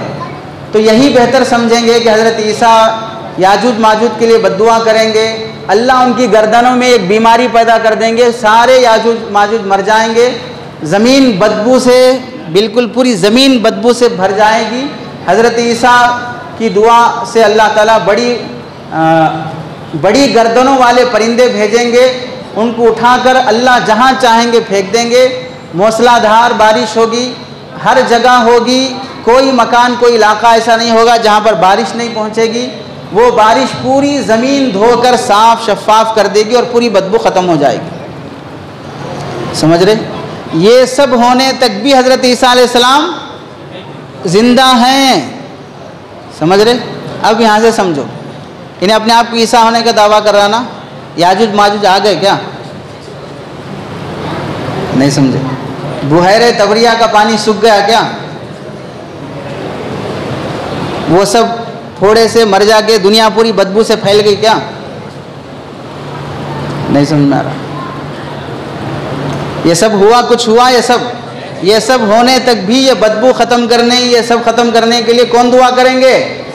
ईसा अलैहिस्सलाम। अब ये ईसा होने का दावा कर रहा, जब इन्हें ईसा है तो ये सब कामा होना नहीं होना? तो या तो दो ही बातें हैं, अल्लाह के नबी अलैहिस्सलाम जो फरमा रहे ईसा अलैहिस्सलाम है तो ये सब कामा होते, ये बात सही है, शकील झूठा है, या नौज़ बिल्लाह ये सब बातें झूठी हैं, शकील सच्चा है। क्या मानते आप लोग?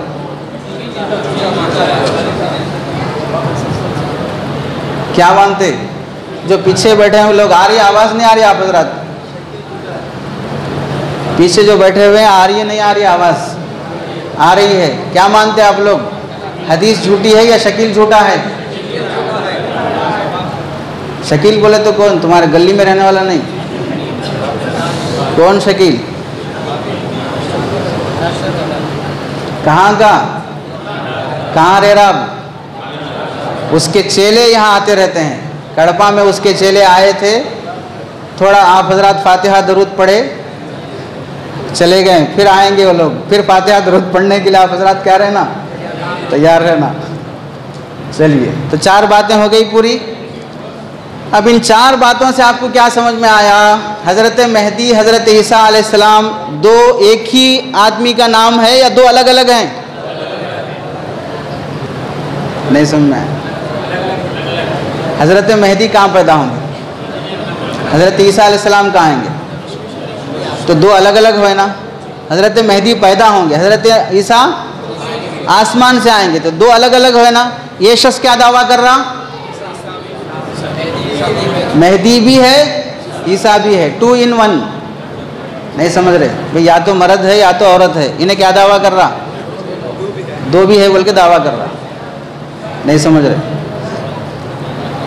तो हज़रत मेहदी, हज़रत ईसा की ज़िंदगी से ये बात आपको समझ में आ गई। अब यही बात हदीस से समझिए। हज़रत मेहदी, हज़रत ईसा दो अलग अलग हैं, एक शख्सियत का नाम नहीं है। हदीस में क्या है देखिए, रावी हैं हज़रत इब्न अब्बास रज़ी अल्लाह तआला अन्हुमा। अल्लाह के नबी अलैहिस्सलाम फरमाते हैं, लन तहलिका उम्मतुन अना फ़ी अव्वलिहा व ईसा इब्न मरियम फ़ी आखिरिहा वल महदी फ़ी औसतिहा। मेरी उम्मत कभी हलाक नहीं होगी, मैं इस उम्मत के शुरू में हूँ, ईसा इस उम्मत के आखिर में हैं और हज़रत मेहदी इस उम्मत के बीच में हैं। समझ रहे? शुरू में कौन है? अल्लाह के नबी अलैहिस्सलाम। आखिर में कौन है? ईसा अलैहिस्सलाम। बीच में कौन है? तो अगर मेहदी और हज़रत ईसा दोनों एक ही शख्स होते तो अल्लाह के नबी अलैहिस्सलाम ये फरमाते कि आखिर में ईसा बीच में मेहदी बोल के? क्या फरमाते? आखिर और बीच में दोनों में कौन होंगे? ईसा होंगे, ऐसा बोलते थे। आखिर और बीच में दोनों में मेहदी होंगे, ऐसा बोलते थे। लेकिन अल्लाह के नबी अलैहिस्सलाम क्या फरमाए? आखिर में ईसा होंगे, बीच में मेहदी होंगे। तो आखिर का अलग मामला, बीच का अलग मामला। तो दोनों अलग हुए, हज़रत ईसा अलग हुए, हज़रत मेहदी अलग हुए। हदीस से समझ में आई बात, नहीं समझ में आई? चलिए आगे बढ़े। अब ये हो गया। अब शकील बिन हनीफ का बायोडाटा समझ रहे? बायोडाटा क्या वास्ते बनाते? रिश्ते करने वास्ते बनाते। शकील बिन हनीफ का बायोडाटा है, किसी को होना है तो ले लो।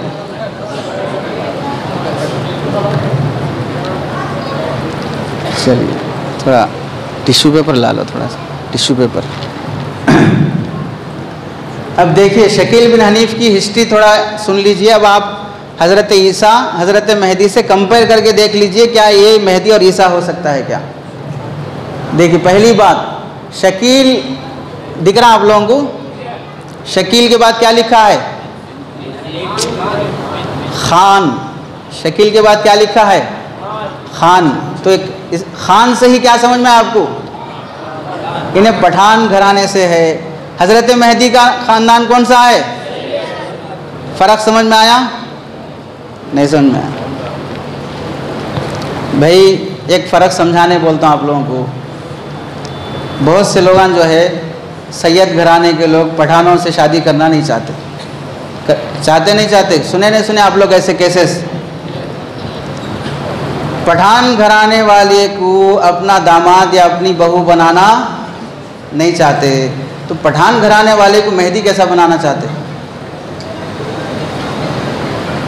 नहीं समझ में आ रहा भाई। पठान, हालांकि इसमें कोई फ़र्क, हालांकि इसमें कोई ऐसी बात नहीं है कि सैयद घराने से शादी करें तो आयब है या पठान से करें तो आयब है, ऐसी कोई बात नहीं है। लेकिन लोगों के जो सोच है वो सैयद और पठान को नहीं जमता बोल के ख्यालात करते। तो पठान से जब रिश्ता नहीं जुड़ सकता, पठान को हम मेहदी मान लेते, पठान को हम ईसा मान लेते। समझ में आ रही बात? तो पहला फ़र्क क्या है? शकील का ख़ानदान क्या है? खान है। उसके बाद देखिए उसके बाप का नाम क्या है? हज़रत मेहदी के वालिद का नाम क्या था? अब्दुल्ला। फ़र्क समझ में आया? चलिए, सूबे बिहार में दरभंगा शहर से मुत्तसिल एक गांव उस्मानपुर रतनपुर का बाशिंदा है। सूबे बिहार, वो कहाँ के थे? हज़रत मेहदी कहाँ के थे? मदीने के थे। हज़रत मेहदी कहाँ के थे? ये कहाँ का है? बिहार का है। फ़र्क समझ में आया? नाम, बाप का नाम, वतन का नाम, तीनों में फ़र्क।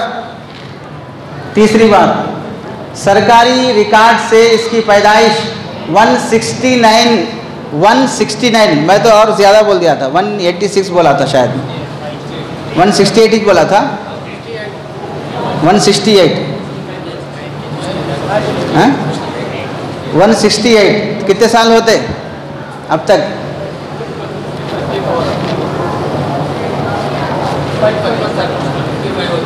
सिक्सटी एट ही बोला था फिर तो मैं,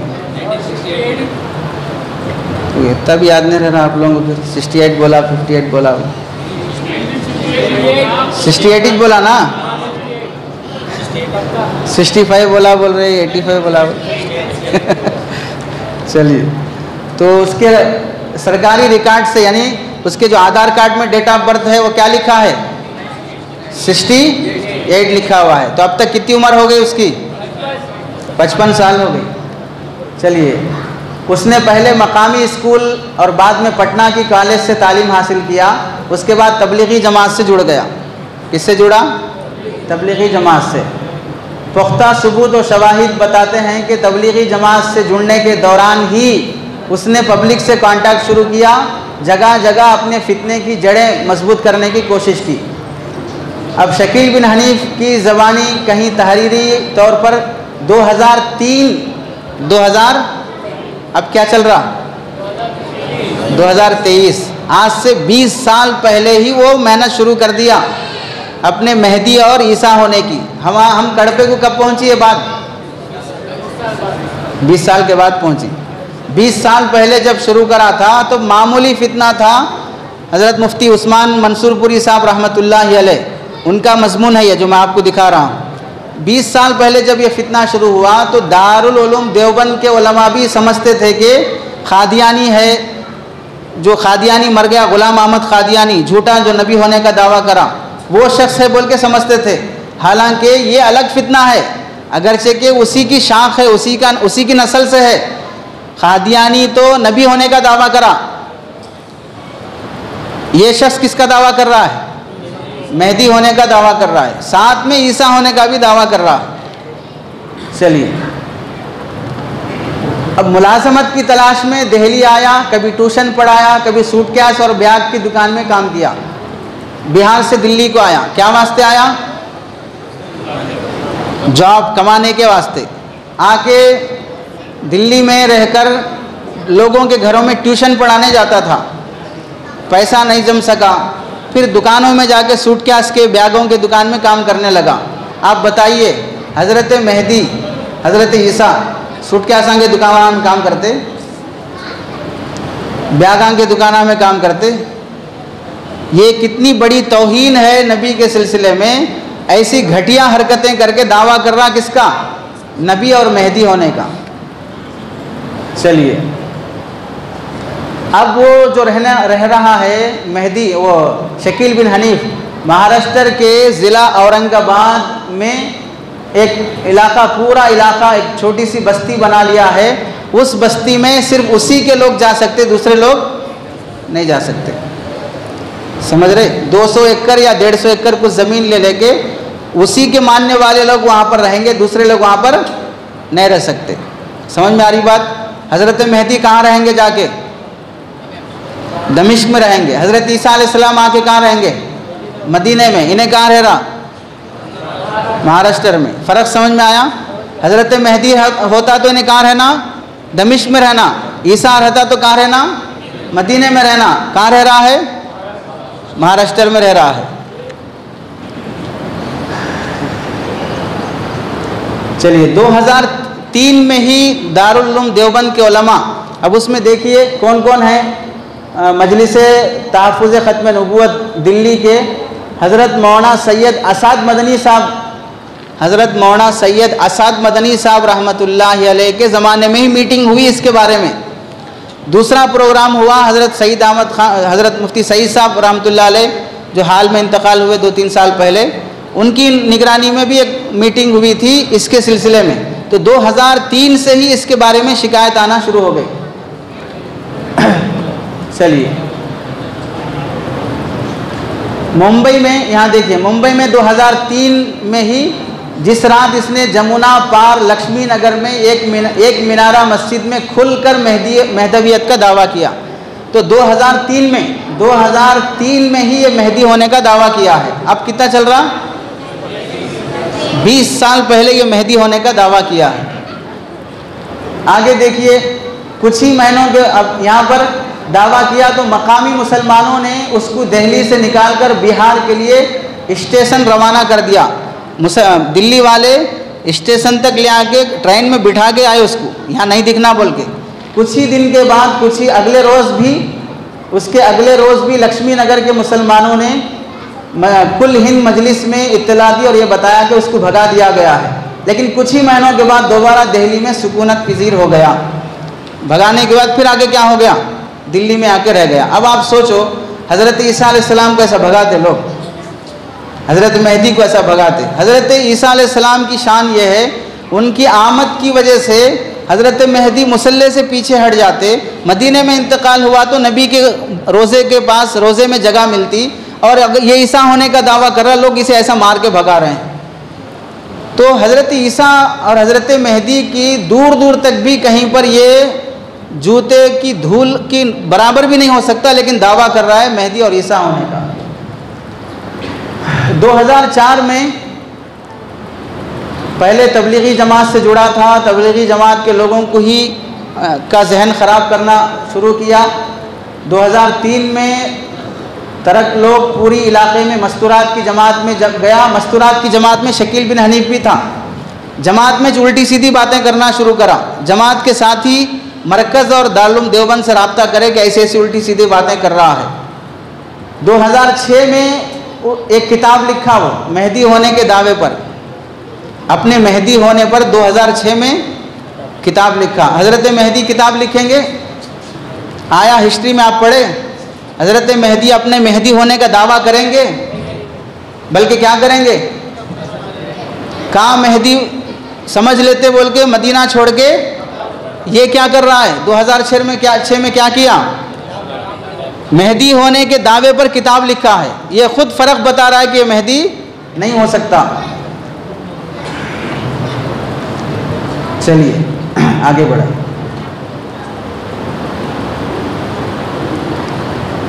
अब ये जो इसके दावे हैं, ये खान सर जो बोल के ना शकील खान है ना, इन्हें उस वास्ते खान सर लिखे हैं इसे। इन्हें मेहदी भी नहीं है, शकील भी नहीं है, इन्हें मेहदी भी नहीं, हज़रत ईसा भी नहीं है। कॉलेज में पढ़ा है, इंजीनियरिंग की डिग्री हासिल किया है, तो उन्हें क्या बनता, सर बनता, तो उस वास्ते खान सर लिखे हैं।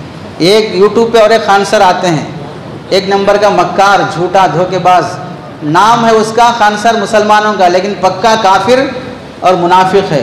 बहुत से मुसलमान उससे पढ़ते हैं, अच्छा पढ़ा था बोल के, लेकिन इस्लाम के बारे में इतना जहर उगलता है, आम नौजवानों को मालूम ही नहीं होता, सिर्फ खान सर है बोल के उसका लेसन सुनने जाते हैं। हाल में जो हुआ एक्सा सिविल कोड के बारे में, वो ये बोला कि अगर यहाँ पर हिंदुस्तान में मुसलमानों की हुकूमत आए और इस्लाम को एक्सा सिविल कोड बनाया जाए तो फिर चोरी करने पर हाथ काटते, तो आधे मुसलमानों के आधे इंडियंस के क्या हो जाना, फिर हाथें कट जाते। 56 मुस्लिम कंट्रीज है, आधे मुसलमानों के हाथ कटे हुए वहाँ पर। उन कंट्रीज में हिंदू जाके रह रहे, उन हिंदुओं के हाथ कटे हुए हैं। रियलिटी देख लो पहले, ऐसे अहमक और पागल को जिसे रियलिटी का भी इल्म नहीं है, हकीकत का इल्म, मजहब का इल्म क्या होता, वो जहर बक रहा है, लोग उसकी क्लास में अटेंड होते हैं। तो इसके जो दावे हैं, आपको खुद ताज्जुब होगा कि शकील बिन हनीफ कैसी कैसी बातें कर रहा है। यहाँ पर देखिए, शकील बिन हनीफ उसकी किताब में लिखा है कि किताब में हदीस नंबर 17, यकूनु इख्तिलाफुन इंद मौत खलीफा के मरने के बाद मुसलमानों में इख्तिलाफ होगा।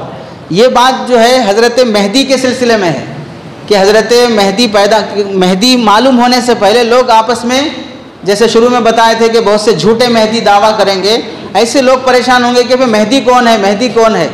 वो इख्तिलाफ है, उसे इन्हें क्या बोल रहा है, मेहदी खलीफा के बारे में इख्तिलाफ होगा। 1995 में हज़रत जी इनामुल हसन साहब रहमतुल्लाह अलैह का इंतकाल हुआ था, वो खलीफा थे। उनके इंतकाल के बाद मरकज़ निज़ामुद्दीन में झगड़े हो गए, वो झगड़ा है बोल रहा। ये उलमा जो बैठे हैं उनको समझ में आती बात है।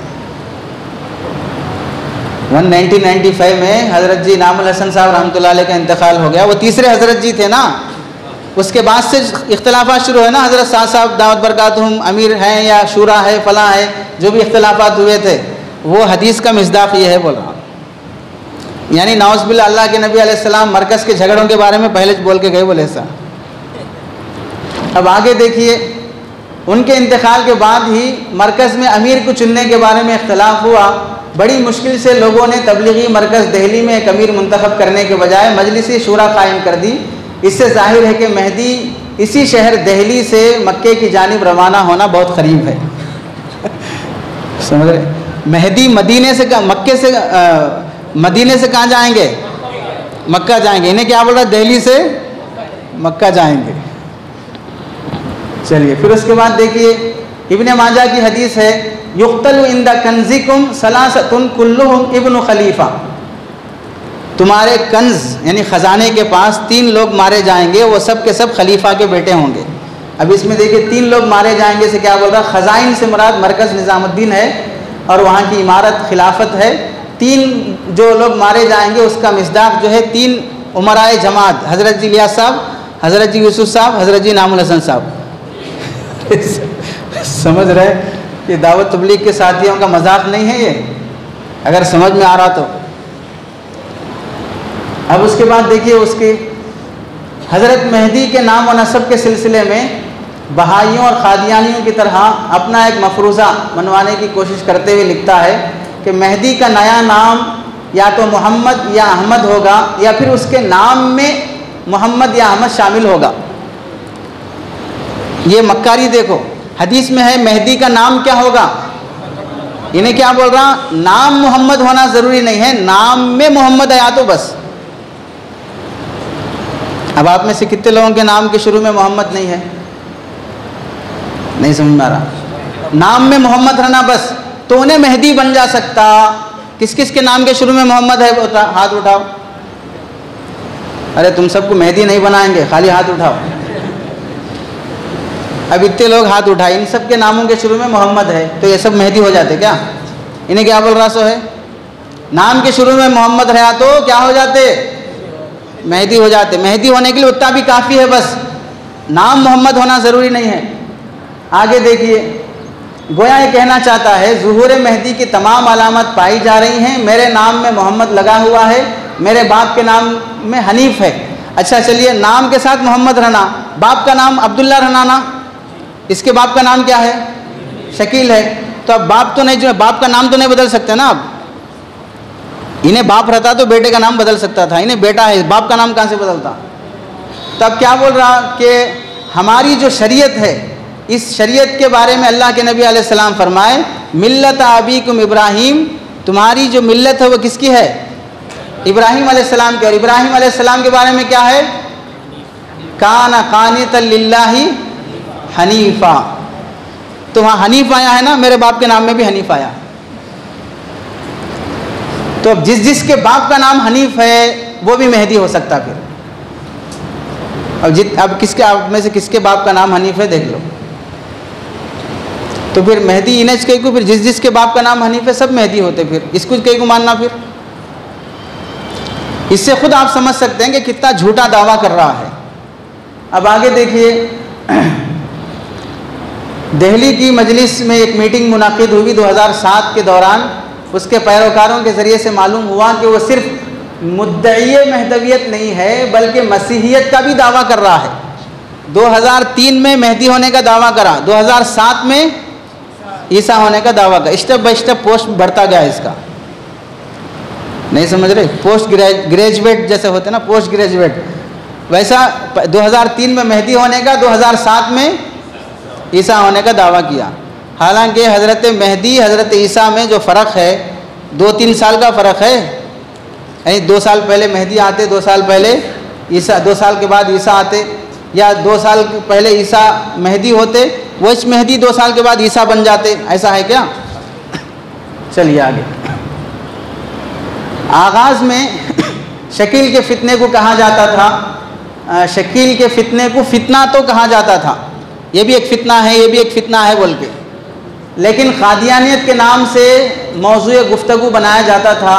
जब मामला 2006 में कुछ ज़्यादा बढ़ गया तो फितने शकीलियत के उन्वान से एक अलग नाम तजवीज़ किया गया। फिर रफ्ता रफ्ता दीगर अफराद भी इसी नाम से इस फितने को मौज़ूए सुखन बनाने लगे। तो इसको जो शकीलियत का फितना जो नाम पड़ा है, कब पड़ा हो? 2006 में। चलिए आगे बढ़ जाइए। अब यहाँ पर देखिए, हज़रत मेहदी व शकील का तकाबुली जायज़ा, इसमें जो कंपेयर करके बताए ना आप लोगों को, हज़रत मेहदी, हज़रत ईसा और फिर शकील, दोनों में क्या क्या फ़र्क है समझ में आ गया आप लोगों को? नाम में, वालिद के नाम में और ख़ानदान में, कहाँ पैदाइश होगी, क्या क्या कारनामे होंगे, सब समझ में आ गया। आगे बढ़ा दें, आगे चलें और आगे चलें। चलिए आगे चलें। एक थोड़ा सा देख लीजिए, इन्हें मेहदी होने का दावा कर रहा, ये जो पेज है आप लोगों को, अब तक कितने मेहदी पैदा हो गए, ये पेज में 20 पर 8 28 मेहदियों के नाम लिख के लाया हूँ। कितने? इन्हें पैदा होने से पहले कितने लोग मेहदी होने का दावा करके मर गए, अब इन्हें भी दावा कर रहा सो है। अब इसे समझ लो, इससे पहले लोग मेहदी होने का दावा करे, वो लोग मर गए, इन्हें भी दावा कर रहा है, एक दिन इन्हें भी मर जाता। लेकिन नुकसान किसका होगा? जो इसे मेहदी मानकर काफिर हो गए वो लोग, उनका नुकसान होता। उसे सबक सीख लेना चाहिए कि इन्हें नया आया सो नहीं है मेहदी होने का दावा करने वाला। इससे पहले 28 लोग आए, 28 की तफसील सुनाने के बजाय 2-4 का आप देख लीजिए। हैदराबाद दक्कन इंडिया में एक और भी शख्स था, उसने अपना नाम जेम्स बॉन्ड रखा हुआ था, उसके लंबे लंबे बाल थे, इसने भी मेहदी होने का दावा किया। इंडिया में एक जगह जोनागढ़ है, यहाँ पर भी एक झूठा दावेदार हुआ जिसका नाम मोहम्मद अली है। सूडान में एक हुआ जिसका नाम मोहम्मद अहमद था, ये सूडानी मेहदी के नाम से मशहूर हुआ। तालिबान का जो सरबराह मुल्ला उमर थे, उनके बारे में भी लोगों ने मशहूर किया था ये मेहदी हैं बोल के, आपको नहीं मालूम लेकिन मशहूर हुआ था मेहदी है। दाइश ISIS जो बनी, उसका जो लीडर है अबू बकर अल बगदादी, उसके बारे में भी मशहूर हुआ कि ये भी क्या है, मेहदी है बोल के, हालांकि वो दहशतगर्द है, उसके बारे में लोग मशहूर कर दिए थे मेहदी है बोल के। मोहम्मद अली शिराजी अलमारूफ अली मोहम्मद बाब, ये 1235 का, ये भी मेहदी होने का दावा किया था। 1979 में मक्का में सऊदी अरब में ये जहमान अतीबी ने 200 मुसल्लह अफराद के साथ मक्का मुकर्रमा पर कब्ज़ा कर लिया। दावा किया कि उसका बहन भी और साथी मोहम्मद कहतानी, ये सब क्या है, मेहदी हैं, उन्हें भी दावा करा था। ये सब तारीख़ का हिस्सा है ये। और आगे देखिए, सालेह बिन ज़रीफ़ जो बूरगूता का दूसरा बादशाह था, 8वीं सदी ईस्वी में एक नए मज़हब के नबी होने का दावा किया। उसका दावा बनु उमैया के हिशाम बिन अब्दुल मलिक के दौर में सामने आया।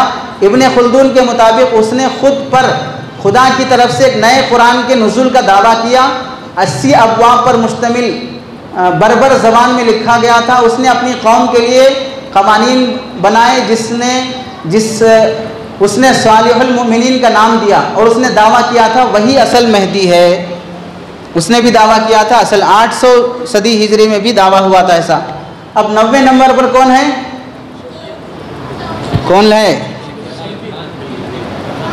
अरे बोलो, शकील बिन हनीफ बिहार का, इन्हें भी दावा कर रहा है। 10वें नंबर पर चलिए नीचे, 10वें नंबर पर इमाम जाफ़र सादिक के बारे में भी मेहदीवियत का दावा हुआ था, आले बैत में से हैं। अब ये सब देखिए, चलाते जाइए आगे, आगे चलिए, यहाँ बस पीछे आइए, ये देखो यहाँ पर 27 मिर्ज़ा ग़ुलाम अहमद क़ादियानी 19वीं सदी ईस्वी के अवाइल हिंदुस्तान के सूबे पंजाब से उठा, इब्तिदा में मेहदवियत और फिर नबूवत का ऐलान किया। इन्हें भी क्या किया था, नबी होने का दावा किया था। अब आप देख लो कितने लोग हैं पूरे टोटल, कितने लोग हैं, 28। इतने लोग मेहदी होने का दावा करें तो इनज कौन सा बड़ा है बोल के। तो ऐसे फितने कई बार आ चुके हैं। हकीकी मेहदी कौन हो सकते हैं उसके पूरी अलामतें आपको बता दिए हैं। आगे चलिए, आगे चलिए, बस एक मिनट। यहाँ पर देखो, ये जहाँ मैं लिखा हूँ, मेहदी होने का दावा करने का जो 10,000 से ज़ायद मुसलमान इस फितने का शिकार होकर मुर्तद है। कितने लोग, 10,000, समझ रहे। यहाँ जो मैं लिखा हूँ क्या है, 80% तादाद तबलीगी जमात से वाबस्ता रह चुके अफराद की है। 80% किसकी है, नहीं आ रही आवाज़, पीछे जो बैठे हैं 80% किसकी है, सिर्फ फ़ज़ाइल आमाल नहीं, वो भी होना, उसके साथ दूसरी भी होना, उलमा भी होना, नए फितनों की वाकिफ़ियत के लिए अहले इल्म से ताल्लुक़ भी होना, वरना दीन में आने के बाद हिफाजत के लिए हिसार में नहीं आए, उलमा से नहीं जुड़े तो फिर यही होता। आपको शुरू में बताए, ये शकील बिन हनीफ किससे जुड़ा था, पहले तबलीगी जमात से जुड़ा था। तबलीगी जमात बुरी नहीं है, लेकिन वो काफ़ी नहीं है, नाफे है, काफ़ी नहीं है, वही सब कुछ नहीं है, उससे आगे भी बहुत से काम है, उसके साथ भी रहना, उसके अलावा भी दूसरे काम भी करना। तो 80% लोग उससे जुड़े हुए थे। अब ये फितना बहुत जगह फैल रहा है, यहाँ आगे नीचे। इसके अलावा आंध्र प्रदेश, महाराष्ट्र, कर्नाटक, गोवा समेत मुतअद्दिद सूबों में तेज़ी से फितना बढ़ रहा है। इंडिया के अक्सर सूबों में फितना फैल रहा है। उसके चेलों को ने नाम देता खलीफा का। उसके चेलों को क्या नाम देता, आप में से किसी को खलीफा बनना है क्या? अहलुल्लाह से जुड़ के इस्लाह करा लो बोले तो जुड़ने से पहले खलीफा बनने का ख्याल आ जाता। हज़रत मुजाहिद साहब आते, थोड़ा बहुत जुड़े कि नहीं कि कब खिलाफत मिलती बोल के इंतज़ार में रहते। थोड़ा शकील साहब को बुला लिए, हमारे हज़रत शकील साहब जो वेलूर के हैं, बाक़ियात के, उनको बुला लिए, खलीफा बनने का शौक़ पैदा हुआ था। खलीफा जल्दी बनना है तो इन्हें खलीफा बना देता जल्दी। चलिए, शकील बिन हनीफ के जो एतराज़ात हैं उसमें से 2-4 एतराज़ात आप हजरात के सामने सुना के उसके बाद ख़त्म कर देंगे। पहला एतराज़ क्या है, देखिए, हज़रत मेहदी और हज़रत ईसा दोनों एक ही हैं, बोलता हूँ, हज़रत ईसा और हज़रत मेहदी दोनों एक ही हैं। आपको क्या समझा अभी, एक हैं या दो अलग अलग हैं? वो हदीस पेश कर रहा है। क्या हदीस है? वलल मेहदीयु इल्ला ईसा इब्नु मरियम, इब्ने माजा की हदीस है, हदीस नंबर 4030/9 ठीक है। लल मेहदीयु इल्ला ईसा इब्नु मरियम, मेहदी नहीं है मगर ईसा इब्ने मरियम, यानी ईसा अलैहिस्सलाम ही क्या हैं? मेहदी हैं। तो इस हदीस से क्या मालूम हुआ? दोनों एक ही है बोल के मालूम हुआ, नहीं हुआ? अरे जल्दी जल्दी बोलते गए तो सपोर्ट रहता आप लोगों का, सुन रहे बोले ऐसा मेरे को इत्मीनान रहता। क्या मालूम हुआ? अब हम दोनों का फ़र्क दिखाए शुरू से, अब इतना फ़र्क याद नहीं रहा आप लोगों को। अब इन्हें हदीस पेश कर रहा तो आप लोग थोड़ा डगमगा जाते नहीं होते? नहीं, हदीस में है बोल रहा मेहदी इल्ला ईसा बोल के, अब हमको उतना सब फ़र्क हदीसा का आयात रहते। अब ये हदीस मैं आप हजरात के सामने दिखा रहा हूँ, ये हदीस क्या दर्जे की है देखिए। नंबर 1 जवाब यहाँ पर लिखा हुआ है। पहला जवाब, इसी हदीस को सामने रखकर मिर्ज़ा गुलाम अहमद कादियानी भी दावा किया था कि मेहदी ही क्या होंगे? ईसा होंगे। मर गया नहीं मर गया दावा करके? तब जब उन्हें वो दावा करके मर जाकर मेहदी नहीं बन सका, इससे पहला आदमी जिस हदीस को अपने लिए दलील बनाया, दलील बनाकर उन्हें मेहदी नहीं बन सका, इन्हें कैसा मेहदी बन जाता? नहीं समझ में आ रहा। ये हदीस इसके सामने, शकील के सामने अब भी चाहिए या इससे पहले दूसरे भी हदीस पकड़े? मिर्ज़ा गुलाम अहमद कादियानी, अल्लाह की लानत हो उस पर, जो नबी होने का दावा किया था, वो भी यही हदीस पेश करके बोला था कि मैं ही मेहदी हूँ और मैं ईसा हूँ। मर गया नहीं मर गया? हज़रत ईसा और हज़रत मेहदी करने के जितने काम थे करके मरा, ऐसे मर गया?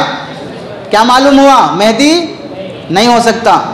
जब ये हदीस उसके लिए दलील नहीं बन सकी तो इसके लिए कहाँ से दलील बनती? दूसरा जवाब, मान ले हज़रत मेहदी ही हज़रत ईसा हैं, थोड़ी देर के वास्ते मान लो हज़रत मेहदी ही हज़रत ईसा हैं, लेकिन कौन से ईसा? कौन से ईसा? इब्ने मरियम, किसके बेटे होना? इन्हें किसका बेटा है? नहीं समझ में आ रहा। अगर मान भी लिए कि हज़रत मेहदी ही हज़रत ईसा हैं, तो कौन से ईसा? जो हज़रत मरियम के बेटे हैं वो ईसा नहीं जो हनीफ का बेटा है। अगर दोनों एक हो भी गए तो भी शकील बिन हनीफ को बीच में रास्ता नहीं मिलता मेहदी बनने वास्ते भी या ईसा बनने वास्ते भी। नहीं समझ में आया? भाई मान लो भाई हज़रत मेहदी हज़रत ईसा दोनों एक ही हैं, तो तू कौन होता बीच में बोलने वाला? तू ईसा कैसे बन जाता भाई? नहीं समझ में आ रहा। दूसरा जवाब। तीसरा जवाब, ये हदीस ज़ईफ़ दर्जे की है। किसी मुहद्दिस ने हज़रत मेहदी और ईसा के मुताल्लिक़ अक़ीदा मनगढ़ंत हदीस से साबित करना जायज़ नहीं है। इसे किसी मुहद्दिस ने ज़ईफ़ भी नहीं माना है। मतलब अक्सर मुहद्दिसीन तो इस हदीस को क्या बोले? मनगढ़ंत मौजू हदीस बोले। बाज़ मुहद्दिसीन इसे ज़ईफ़ बोले। और अक़ीदे के बारे में ये उसूल है कि ज़ईफ़ हदीसों से अक़ीदा साबित नहीं हो सकता, और हज़रत ईसा के बारे में अक़ीदा रखना मुसलमानों के लिए ज़रूरी है, और अक़ीदा ज़ईफ़ हदीस से साबित नहीं हो सकता। अब ये नीचे जो हदीस पर कलाम है, अब भाई कौन कौन ज़ईफ़ बोले उसे वो नंबरवार लिखे हैं, उलमा के लिए काम आती है, बाकी लोगों के लिए ज़रूरत नहीं। चलिए आगे चलिए। अब एक एतराज़ हो गया, समझ में आ गया आप लोगों को? मेहदी ईसा है कि जो रिवायत है उसका जवाब। पहला जवाब क्या है? इससे पहले मिर्ज़ा गुलाम अहमद कादियानी भी वो हदीस पेश करके मेहदी नहीं बन सका, मर के चला गया, तो तू भी हदीस पेश करके मेहदी नहीं बन सकता। दूसरा जवाब क्या है? मान भी लिए हज़रत मेहदी और ईसा एक ही हैं, तो कौन से ईसा? इन्हें ईसा इब्ने मरियम है, बग़ैर बाप के पैदा हुआ। आप अगर बग़ैर बाप के पैदा हुआ तो क्या बोलते? हराम की औलाद बोलते। हज़रत ईसा जो पैदा हुए वो करामत थी, वो मौजिज़ा था। इन्हें अगर बग़ैर बाप के हुआ तो इसे क्या बोलेंगे? शर्म आ रहे आप लोग? हरामी बोलेंगे। तो या तो इन्हें शकील बिन हनीफ बाप की औलाद मान ले कि इज्जत से रहना, या नहीं तो इन्हें अपने आप को हरामी बोल लेना, बगैर बाप के है तो। ईसा है तो ईसा अलैहिस्सलाम बाप के साथ पैदा हुए या बाप के बगैर? इन्हें किससे पैदा हुआ? हनीफ से पैदा हुआ ना, हरामी तो नहीं है ना। चलिए दूसरा एतराज। चलिए बाप, ये सिहाए सित्ता से बात होगी, किसी किताब से बात नहीं होगी। शकील बिन हनीफ के लोग क्या बोलते? हज़रत मेहदी की हदीसें सिहाए सित्ता में है क्या? बोलो, वही 7-6 किताबें जो है ना उससे बात होना, दूसरी किताबों से हम बात नहीं करते। ठीक है, उसके हम 8-10 जवाबात लिखे हैं यहाँ पर, सादा सीधा जवाब आपको याद रखने के लिए। 6 किताबों से ही बात होना जो है ना, इसके मेहदी होने के बारे में 6 किताबों में से कोई हदीस बता सकता क्या इन्हें? भाई हज़रत मेहदी की हदीस कहाँ होना बोल रहा है इन्हें? 6 किताबों में होना बोल रहा है। इन्हें मेहदी होने की हदीस 6 किताबों में दिखा सकता क्या? नहीं समझ में आ रहे। देखिए कई जवाबात हैं, सियाह सित्ता से होगी तो किसी हदीस में सियाह सित्ता के अलावा कोई हदीस कबूल नहीं करते, ऐसी कोई बात नहीं। बहुत से मसले सियाह सित्ता के अलावा दूसरी किताबों से भी क्या होते हैं? साबित होते हैं। अल्लाह के नबी अलैहिस्सलाम की पूरी हदीसें 6 किताबों में ही है और दूसरी किताबों में भी है, दूसरी किताबों में भी है। ये 6 किताबें लिखने से पहले उम्मत के मुसलमान कौन सी किताब को फॉलो करते थे? हदीस को फॉलो करते थे। किताब नहीं तो भी नहीं, किसको फॉलो करते थे? हदीस को फॉलो करते थे। ये 6 किताबें लिखने वाले मुसन्निफीन किताब लिखने से पहले कौन सी किताब को फॉलो करते थे? हदीस को फॉलो करते थे, उस ज़माने की किताबों को फॉलो करते थे। इंडिया में ये 6 किताबें आने से पहले यहाँ के मुसलमान कौन सी किताब को फॉलो करते थे? हदीस को फॉलो करते थे। मालूम हुआ हदीस को फॉलो किया जाएगा, किताब को फॉलो नहीं किया जाएगा। कौन सी भी किताब में अगर हदीस है, हदीस सही है तो उसे माना जाएगा। अब तुम ये कैसे बोल सकते कि भाई फलां किताब से ही हमको हदीस होना, नहीं तो नहीं मानते। तो फिर तुम्हारे बारे में भी तुम साबित करो कि शकील बिन हनीफ का नाम लेकर अल्लाह के नबी ने किसी हदीस में फरमाया हो कि इन्हें मेहदी बनता बोल के। समझ रहे? चलिए आगे, 2 एतराज़ हो गए, आगे चलिए, आगे चलिए बढ़ाएं। तीसरे एतराज़ पे आए। ये तीसरा एतराज़, मेहदी का नाम मोहम्मद बिन अब्दुल्ला होगा, ये कौन सी हदीस में है? आपको क्या समझा है शुरू से? हज़रत मेहदी का नाम क्या होगा? मोहम्मद। वालिद का नाम कौन सी हदीस में है? शकील बिन हनीफ सवाल कर रहा आपसे, कौन सी हदीस में है? हदीस आप लोगों को याद रखने के लिए इतना बार बार समझा के बोल रहे हैं। वो लोग क्या सवाल करते हैं, हम तो समझा दिया आपको, अब उल्टा उन्होंने पलट के पूछा हज़रत मेहदी का नाम मोहम्मद होगा बोल के कौन सी हदीस में है बताओ। हज़रत मेहदी के वालिद का नाम अब्दुल्ला होगा बोल के कौन सी हदीस में है बताओ। तो आपको हदीस बता रहे हैं। जवाब, अल्लाह के नबी, अबू दाऊद शरीफ की हदीस है ये, युवातियु इस्मुहु इस्मी व इस्मु अबी ही इस्मु अबी। अल्लाह के नबी अलैहिस्सलाम फरमाते हैं मेहदी का नाम हू बहू मेरे नाम मोहम्मद और मेहदी के बाप का नाम हू बहू मेरे बाप का नाम होगा, यानी अब्दुल्ला। अल्लाह के नबी का नाम क्या है? हदीस समझ में आई? युआतियु इस्मुहु, मेहदी का नाम बिल्कुल बराबर होगा मेरे नाम के। हमारे नबी का नाम क्या है? मोहम्मद है। हदीस मिल गई? नहीं मिली। चलिए एतराज़, आप सल्लल्लाहु अलैहि वसल्लम ने साफ क्यों नहीं फरमाया कि मेहदी का नाम मोहम्मद होगा? ये जो परसों आए थे ना, जिनको आप फातिहा दरूद पढ़ के भिजाए, उन्हें पूछा था यह सवाल। अल्लाह के नबी अलैहिस्सलाम घुमा फिरा के कई को बोले कि उनका नाम मेरे नाम में से होगा, उसके बाप का नाम, मेहदी के बाप का नाम मेरे बाप के नाम में से होगा। डायरेक्ट कई को नहीं बोल दिए कि मेहदी का नाम मोहम्मद होगा, मेहदी के वालिद का नाम अब्दुल्ला होगा, ऐसा डायरेक्ट कई को नहीं बोले। ऐसा कई को बोले कि उनका नाम यानी मेहदी का नाम मेरे नाम में से होगा, ऐसा कई को बोले। डाउट समझ में आ रहा आपको? इस वास्ते बोले अल्लाह के नबी अलैहिस्सलाम के कितने नाम हैं? असली ज़ाती नाम कितने हैं? 2 हैं। क्या क्या? मोहम्मद, अहमद, 2 ज़ाती नाम। सिफाती नाम कितने हैं? 100 हैं। तो अब मेहदी का नाम कौन सा बोल के बताना। आप बोलने का तरीक़ा क्या रहता, मेरे 2 ज़ाती नामों में से एक नाम होगा, मेरे 2 ज़ाती नामों में से एक नाम होगा, इस वास्ते ऐसा बोले।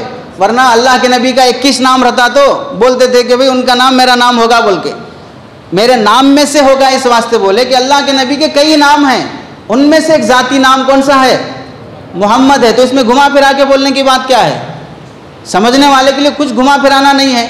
और दूसरी बात, दूसरी हदीस में अल्लाह के नबी अलैहिस्सलाम यहाँ देखिए, अब जिस तरह भाई अल्लाह के नबी घुमा फिरा के कई को बोले, साफ बोलना था, तो ये जो है ना, मेहदी का नाम मोहम्मद होना साफ नहीं है, हज़रत मेहदी का नाम मोहम्मद होना साफ हदीस में नहीं है। तो शकील का नाम साफ हदीस में लिखा हुआ है क्या, नहीं समझ रहे भाई। परसों जो आए थे नेल्लूर से, कर्नूल से कोई आया था ना, जिसको आप खिला पिला के भेजे, तो एक साहब से पूछ लिया उन्हें कि भाई अल्लाह के नबी घुमा फिरा के कई को बोले, तो कुछ भी जवाब नहीं दे पा रहे। भाई घुमा फिरा के कई को बोले ये जवाब है, और घुमा फिरा के कहाँ बोले। उससे सवाल करना था कि भाई अल्लाह के नबी का मेहदी का नाम साफ हदीस में नहीं है, तो शकील का नाम साफ हदीस में लिखा हुआ है क्या, तो उसका नाम भी कहाँ है हदीस में फिर। तो फिर ये मुतालबा है शकीलियों से कि जिस तरह हज़रत मेहदी का नाम, उनके वालिद का नाम साफ हदीस में होना बोल रहे ना, तो वैसे फिर इन्हें भी अपना नाम, अपने बाप का नाम साफ हदीस में दिखाओ। फिर तुम्हारा नाम हदीस में आना, तुम्हारे बाप का नाम भी हदीस में आना। तुम तो अपने दावे पर कोई हदीस नहीं पेश कर रहे, जो हदीस है उसको घुमा फिरा के सवालात कर रहे। तो ये समझने की चीज़ है जो ये शकीली किस तरह गुमराह करते हैं। चौथा एतराज़, जब मेहदी दुनिया में आएंगे, नबियों वाले तरीक़े से दीन का काम करेंगे, या कोई मदरसा खोलेंगे, कोई खानका खोलेंगे, या जमात इस्लामी में होंगे, या अहले हदीस होंगे, या बरेलवी होंगे, या किसी मसलक से होंगे, कुरान हदीस की रोशनी में बताएं हज़रत मेहदी का मसलक कौन सा होगा। सवाल समझ में आया। हज़रत मेहदी आते नहीं आते, उनसे पूछ लो, हज़रत मेहदी आते नहीं आते, आते ना, उनसे पूछ लो आप क्या काम करते, कौन से मसलक पे चलते, बोलो।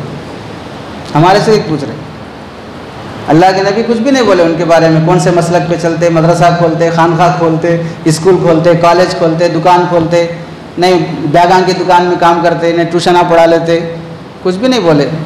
तो हम कैसे बोलेंगे उन्होंने क्या करते। हज़रत मेहदी क्या करते वो समझा दिया ना शुरू में आपको। हज़रत मेहदी खलीफा बनने के बाद क्या करते, कुछ भी नहीं बोल रहे आप। मदीने से मुल्क शाम जाते, ईसाइयों से जंग होती, कुस्तुनतिनिया फतह करते, दमिश्क की मस्जिद में इमामत करते, ये सब हज़रत मेहदी के बारे में है। तो मदरसा खोलते, कॉलेज खोलते, कौन से मसलक पे चलते, वो सब ज़रूरत क्या है। चलिए, पांचवा एतराज़, मेहदी अपने मेहदी होने का दावा नहीं करेंगे, किस हदीस में है। अभी शुरू में बताया था ना आपको, हज़रत मेहदी खुद मेहदी होने का दावा करते या नहीं करते, कौन सी हदीस में है। ये हदीस है, आप हदीस में है, यकूनु इख्तिलाफु इंदा मौति खलीफा फयखरुजु रजुलुन मिन अहलिल मदीना, समझ रहे, फयखरुजु रजुलुन, तो निकलेगा एक आदमी मदीने से, हारिबन इला मक्का, मक्के की तरफ दौड़ते हुए, फयातीहि नासु मिन अहली मक्का फयुखरिजूनहु व हुवा कारिहुन फयुबायिऊनहु बैन रुकनी वल मकाम। अब लोग उन्हें पकड़कर बाहर निकालेंगे और उनके हाथ पर बैत करेंगे, और वो पसंद नहीं करेंगे अपने मेहदी और खलीफा होने को। समझ में आ रही हदीस। और ये क्या कर रहा, खुद दावा कर रहा नहीं कर रहा मेहदी होने का, समझ रहे। चलिए आगे,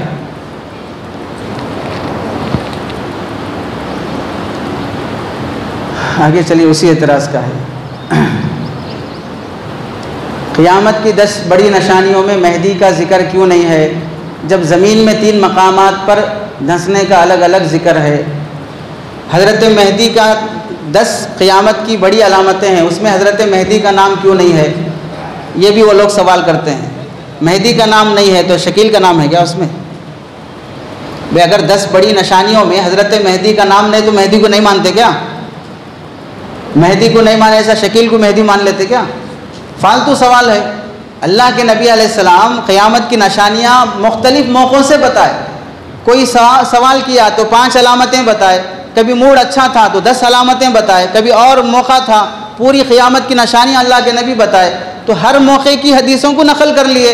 अब आप एक हदीस उठा के इसमें हज़रत मेहदी का नाम कहीं को नहीं है, उसमें नहीं है, तो दूसरी जगह नहीं है क्या? दूसरी हदीसों में है ना, तो वो हदीसें देख के फॉलो करो। तो ये उल्टा पागल किस्म का सवाल है कि उसमें नाम रहा तो ही मानते, नाम नहीं रहा। जैसे अब रजिस्टर है, अटेंडेंस का रजिस्टर है, तो पहले पेज पे 25 बच्चों के नाम आते, उसमें अगर आपका नाम नहीं है तो आप स्टूडेंट नहीं है क्या? अबे अगला पेज उठाओ, उसमें देखो है क्या नाम। नहीं समझ में आ रहा तो वो हदीस में है तो दूसरी हदीस में देखो। आगे चलिए। एतराज़, ईसा अलैहिस्सलाम आसमान से नाजिल नहीं होंगे बल्कि पैदा होंगे, चूँकि हदीस में आसमान से नाजिल होने का जिक्र नहीं है। नुज़ूल के माने पैदा होने के भी आते हैं। ये एतराज़ है। ये हज़रत ईसा अलैहिस्सलाम कहाँ से नाजिल होंगे? कौन सी हदीस में आसमान से उतरते? बोल, नज़ला यंजिलु के माने पैदा होने के हैं, उतरने के नहीं हैं। इस वास्ते ईसा अलैहिस्सलाम क्या होंगे? पैदा होंगे। ये क्या बोलना चाह रहा है इससे उन्हें?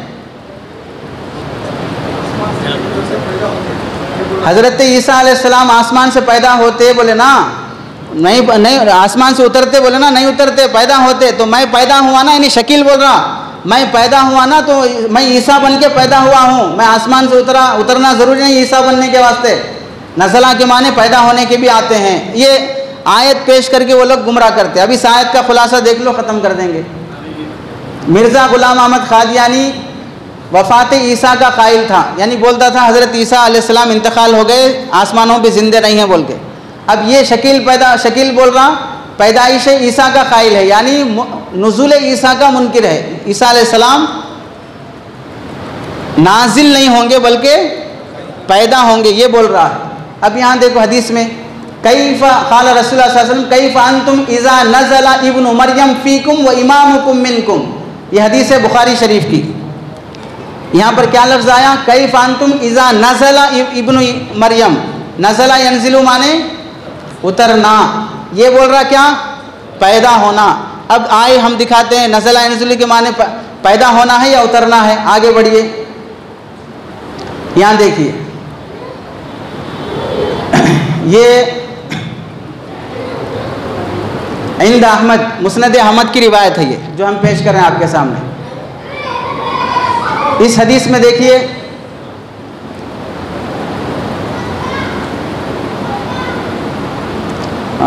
थोड़ा नीचे आ जाओ, ये आ जाओ, नीचे आ जाओ। यहाँ देखिए, नज़ला यंज़िलु के माने पैदा होना है, उतरना नहीं है, ये जो बता रहा। ये आयत देखो, क़ाल ईसा इब्नु मरियम अल्लाहुम्मा रब्बना अनज़िल अलैना माइदतम मिनस समा। अल्लाह हम पर नाजिल फरमा आसमान से दस्तरखान। अब यहाँ पर क्या तर्जुमा करना? दस्तरखान पैदा कर हमारे वास्ते, समझ रहे? आगे उससे देखो, व अनज़लना मिनस समाई माम बिक़दरिन, हमने आसमान से पानी बरसाया। क्या तर्जुमा करना शकील बिन हनीफ का? आसमान से पानी पैदा किया। आसमान से पानी पैदा होता है, आसमान से बरसता। आगे देखो कुरान की दूसरी आयतें, वंज़लना तौरात वल इंजील, हमने तौरात और इंजील को पैदा किया या उतारा, नाजिल किया। अगर इसका तर्जुमा अनज़लना नज़ला यंज़िलु का पैदा करने का मानेंगे तो कोई आसमानी किताब फिर उतरी नहीं, सब किताबें क्या हुई? पैदा हुई। फिर वो तर्जुमा ही सेट नहीं होता जो उन्हें बोल रहा है। लेकिन लोगों को, आम लोगों को नहीं मालूम है ये सब रिवायतें, हदीसें, दलाइल, इस वास्ते लोग डाउट में पड़ जाते भाई ऐसा तर्जुमा है, वो तर्जुमा है। आगे चलिए, आगे इसमें अगर मान लें कि नज़ला का माना पैदा होना है तो फिर हज़रत ईसा अलैहिस्सलाम के बारे में आया था, वस्सलामु अलैया यौमा उलिदतु व यौमा अमूतु व यौमा उबअतु हय्या। ईसा अलैहिस्सलाम बोल रहे सलामती हो मेरे पैदा होने के दिन पर और मेरी वफ़ात पर। ईसा अलैहिस्सलाम पैदा हो गए, नहीं हो गए एक बार। अब नज़ला का माना दोबारा पैदा होना मानेंगे तो फिर क्या मतलब होगा? दोबारा ईसा अलैहिस्सलाम पैदा होंगे तो एक आदमी तो 2 बार पैदा होता क्या? नहीं समझ रहे? एक आदमी तो 2 बार पैदा होगा। 2 बार पैदा होने का अकीदा किसका है? गैर मुस्लिमों का है। आवागमन का अकीदा, पुनर्जन्म का अकीदा वो लोग रखते हैं। हमारे यहाँ दो बार कोई पैदा, सब लोग एक ही बार आए, ट्रायल मारने वास्ते कोई भी नहीं आया। तो नज़ला का माना अगर पैदा होना करेंगे तो फिर वस्सलाम अलैहि यौम वुलिदतु का मतलब क्या रहता? फिर ईसा अलैहिस्सलाम एक बार पैदा हो गए, फिर दोबारा पैदा होने के लिए आएंगे। चलिए आगे। आसमान से उतरने की रिवायत कहाँ पर है? अल्लाह के नबी हज़रत ईसा अलैहिस्सलाम आसमान से उतरते बोलकर, तो यहाँ पर हज़रत ईसा अलैहिस्सलाम यहाँ पर देखिए, वइन्नहु राजिउन इलैकुम क़ब्ल यौमिल क़ियामा। हज़रत हसन रज़ी अल्लाह रहमतुल्लाह अलैह फरमाते हैं, अल्लाह के नबी ने फरमाया ईसा अलैहिस्सलाम लम यमुत, वफ़ात नहीं पाए, वइन्नहु राजिउन इलैकुम, हज़रत ईसा अलैहिस्सलाम क्या होंगे? वापस लौट कर आएंगे। अब यहाँ तो नज़ला का लफ्ज़ भी नहीं है, अब यहाँ पर कौन सा लफ्ज़ है? रजा का लफ्ज़ है, राजिउन इलैकुम। अब रजा का लफ्ज़ भी पैदा होना बोल के करते क्या अब तर्जुमा? तो इस वास्ते किसी तरीके से शकील बिन हनीफ क्या नहीं हो सकता?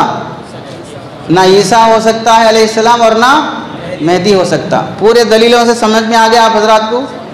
आगे हम जो हैं देखिए, ये हमारा जो पेज चल रहा है, कौन सा पेज है? 44। आगे हमारे है 69। 44 तक समझाया आपको, 69 तक और बाकी है। यहीं पर ख़त्म करते हैं, 1 बजे ख़त्म करने की बात हुई थी।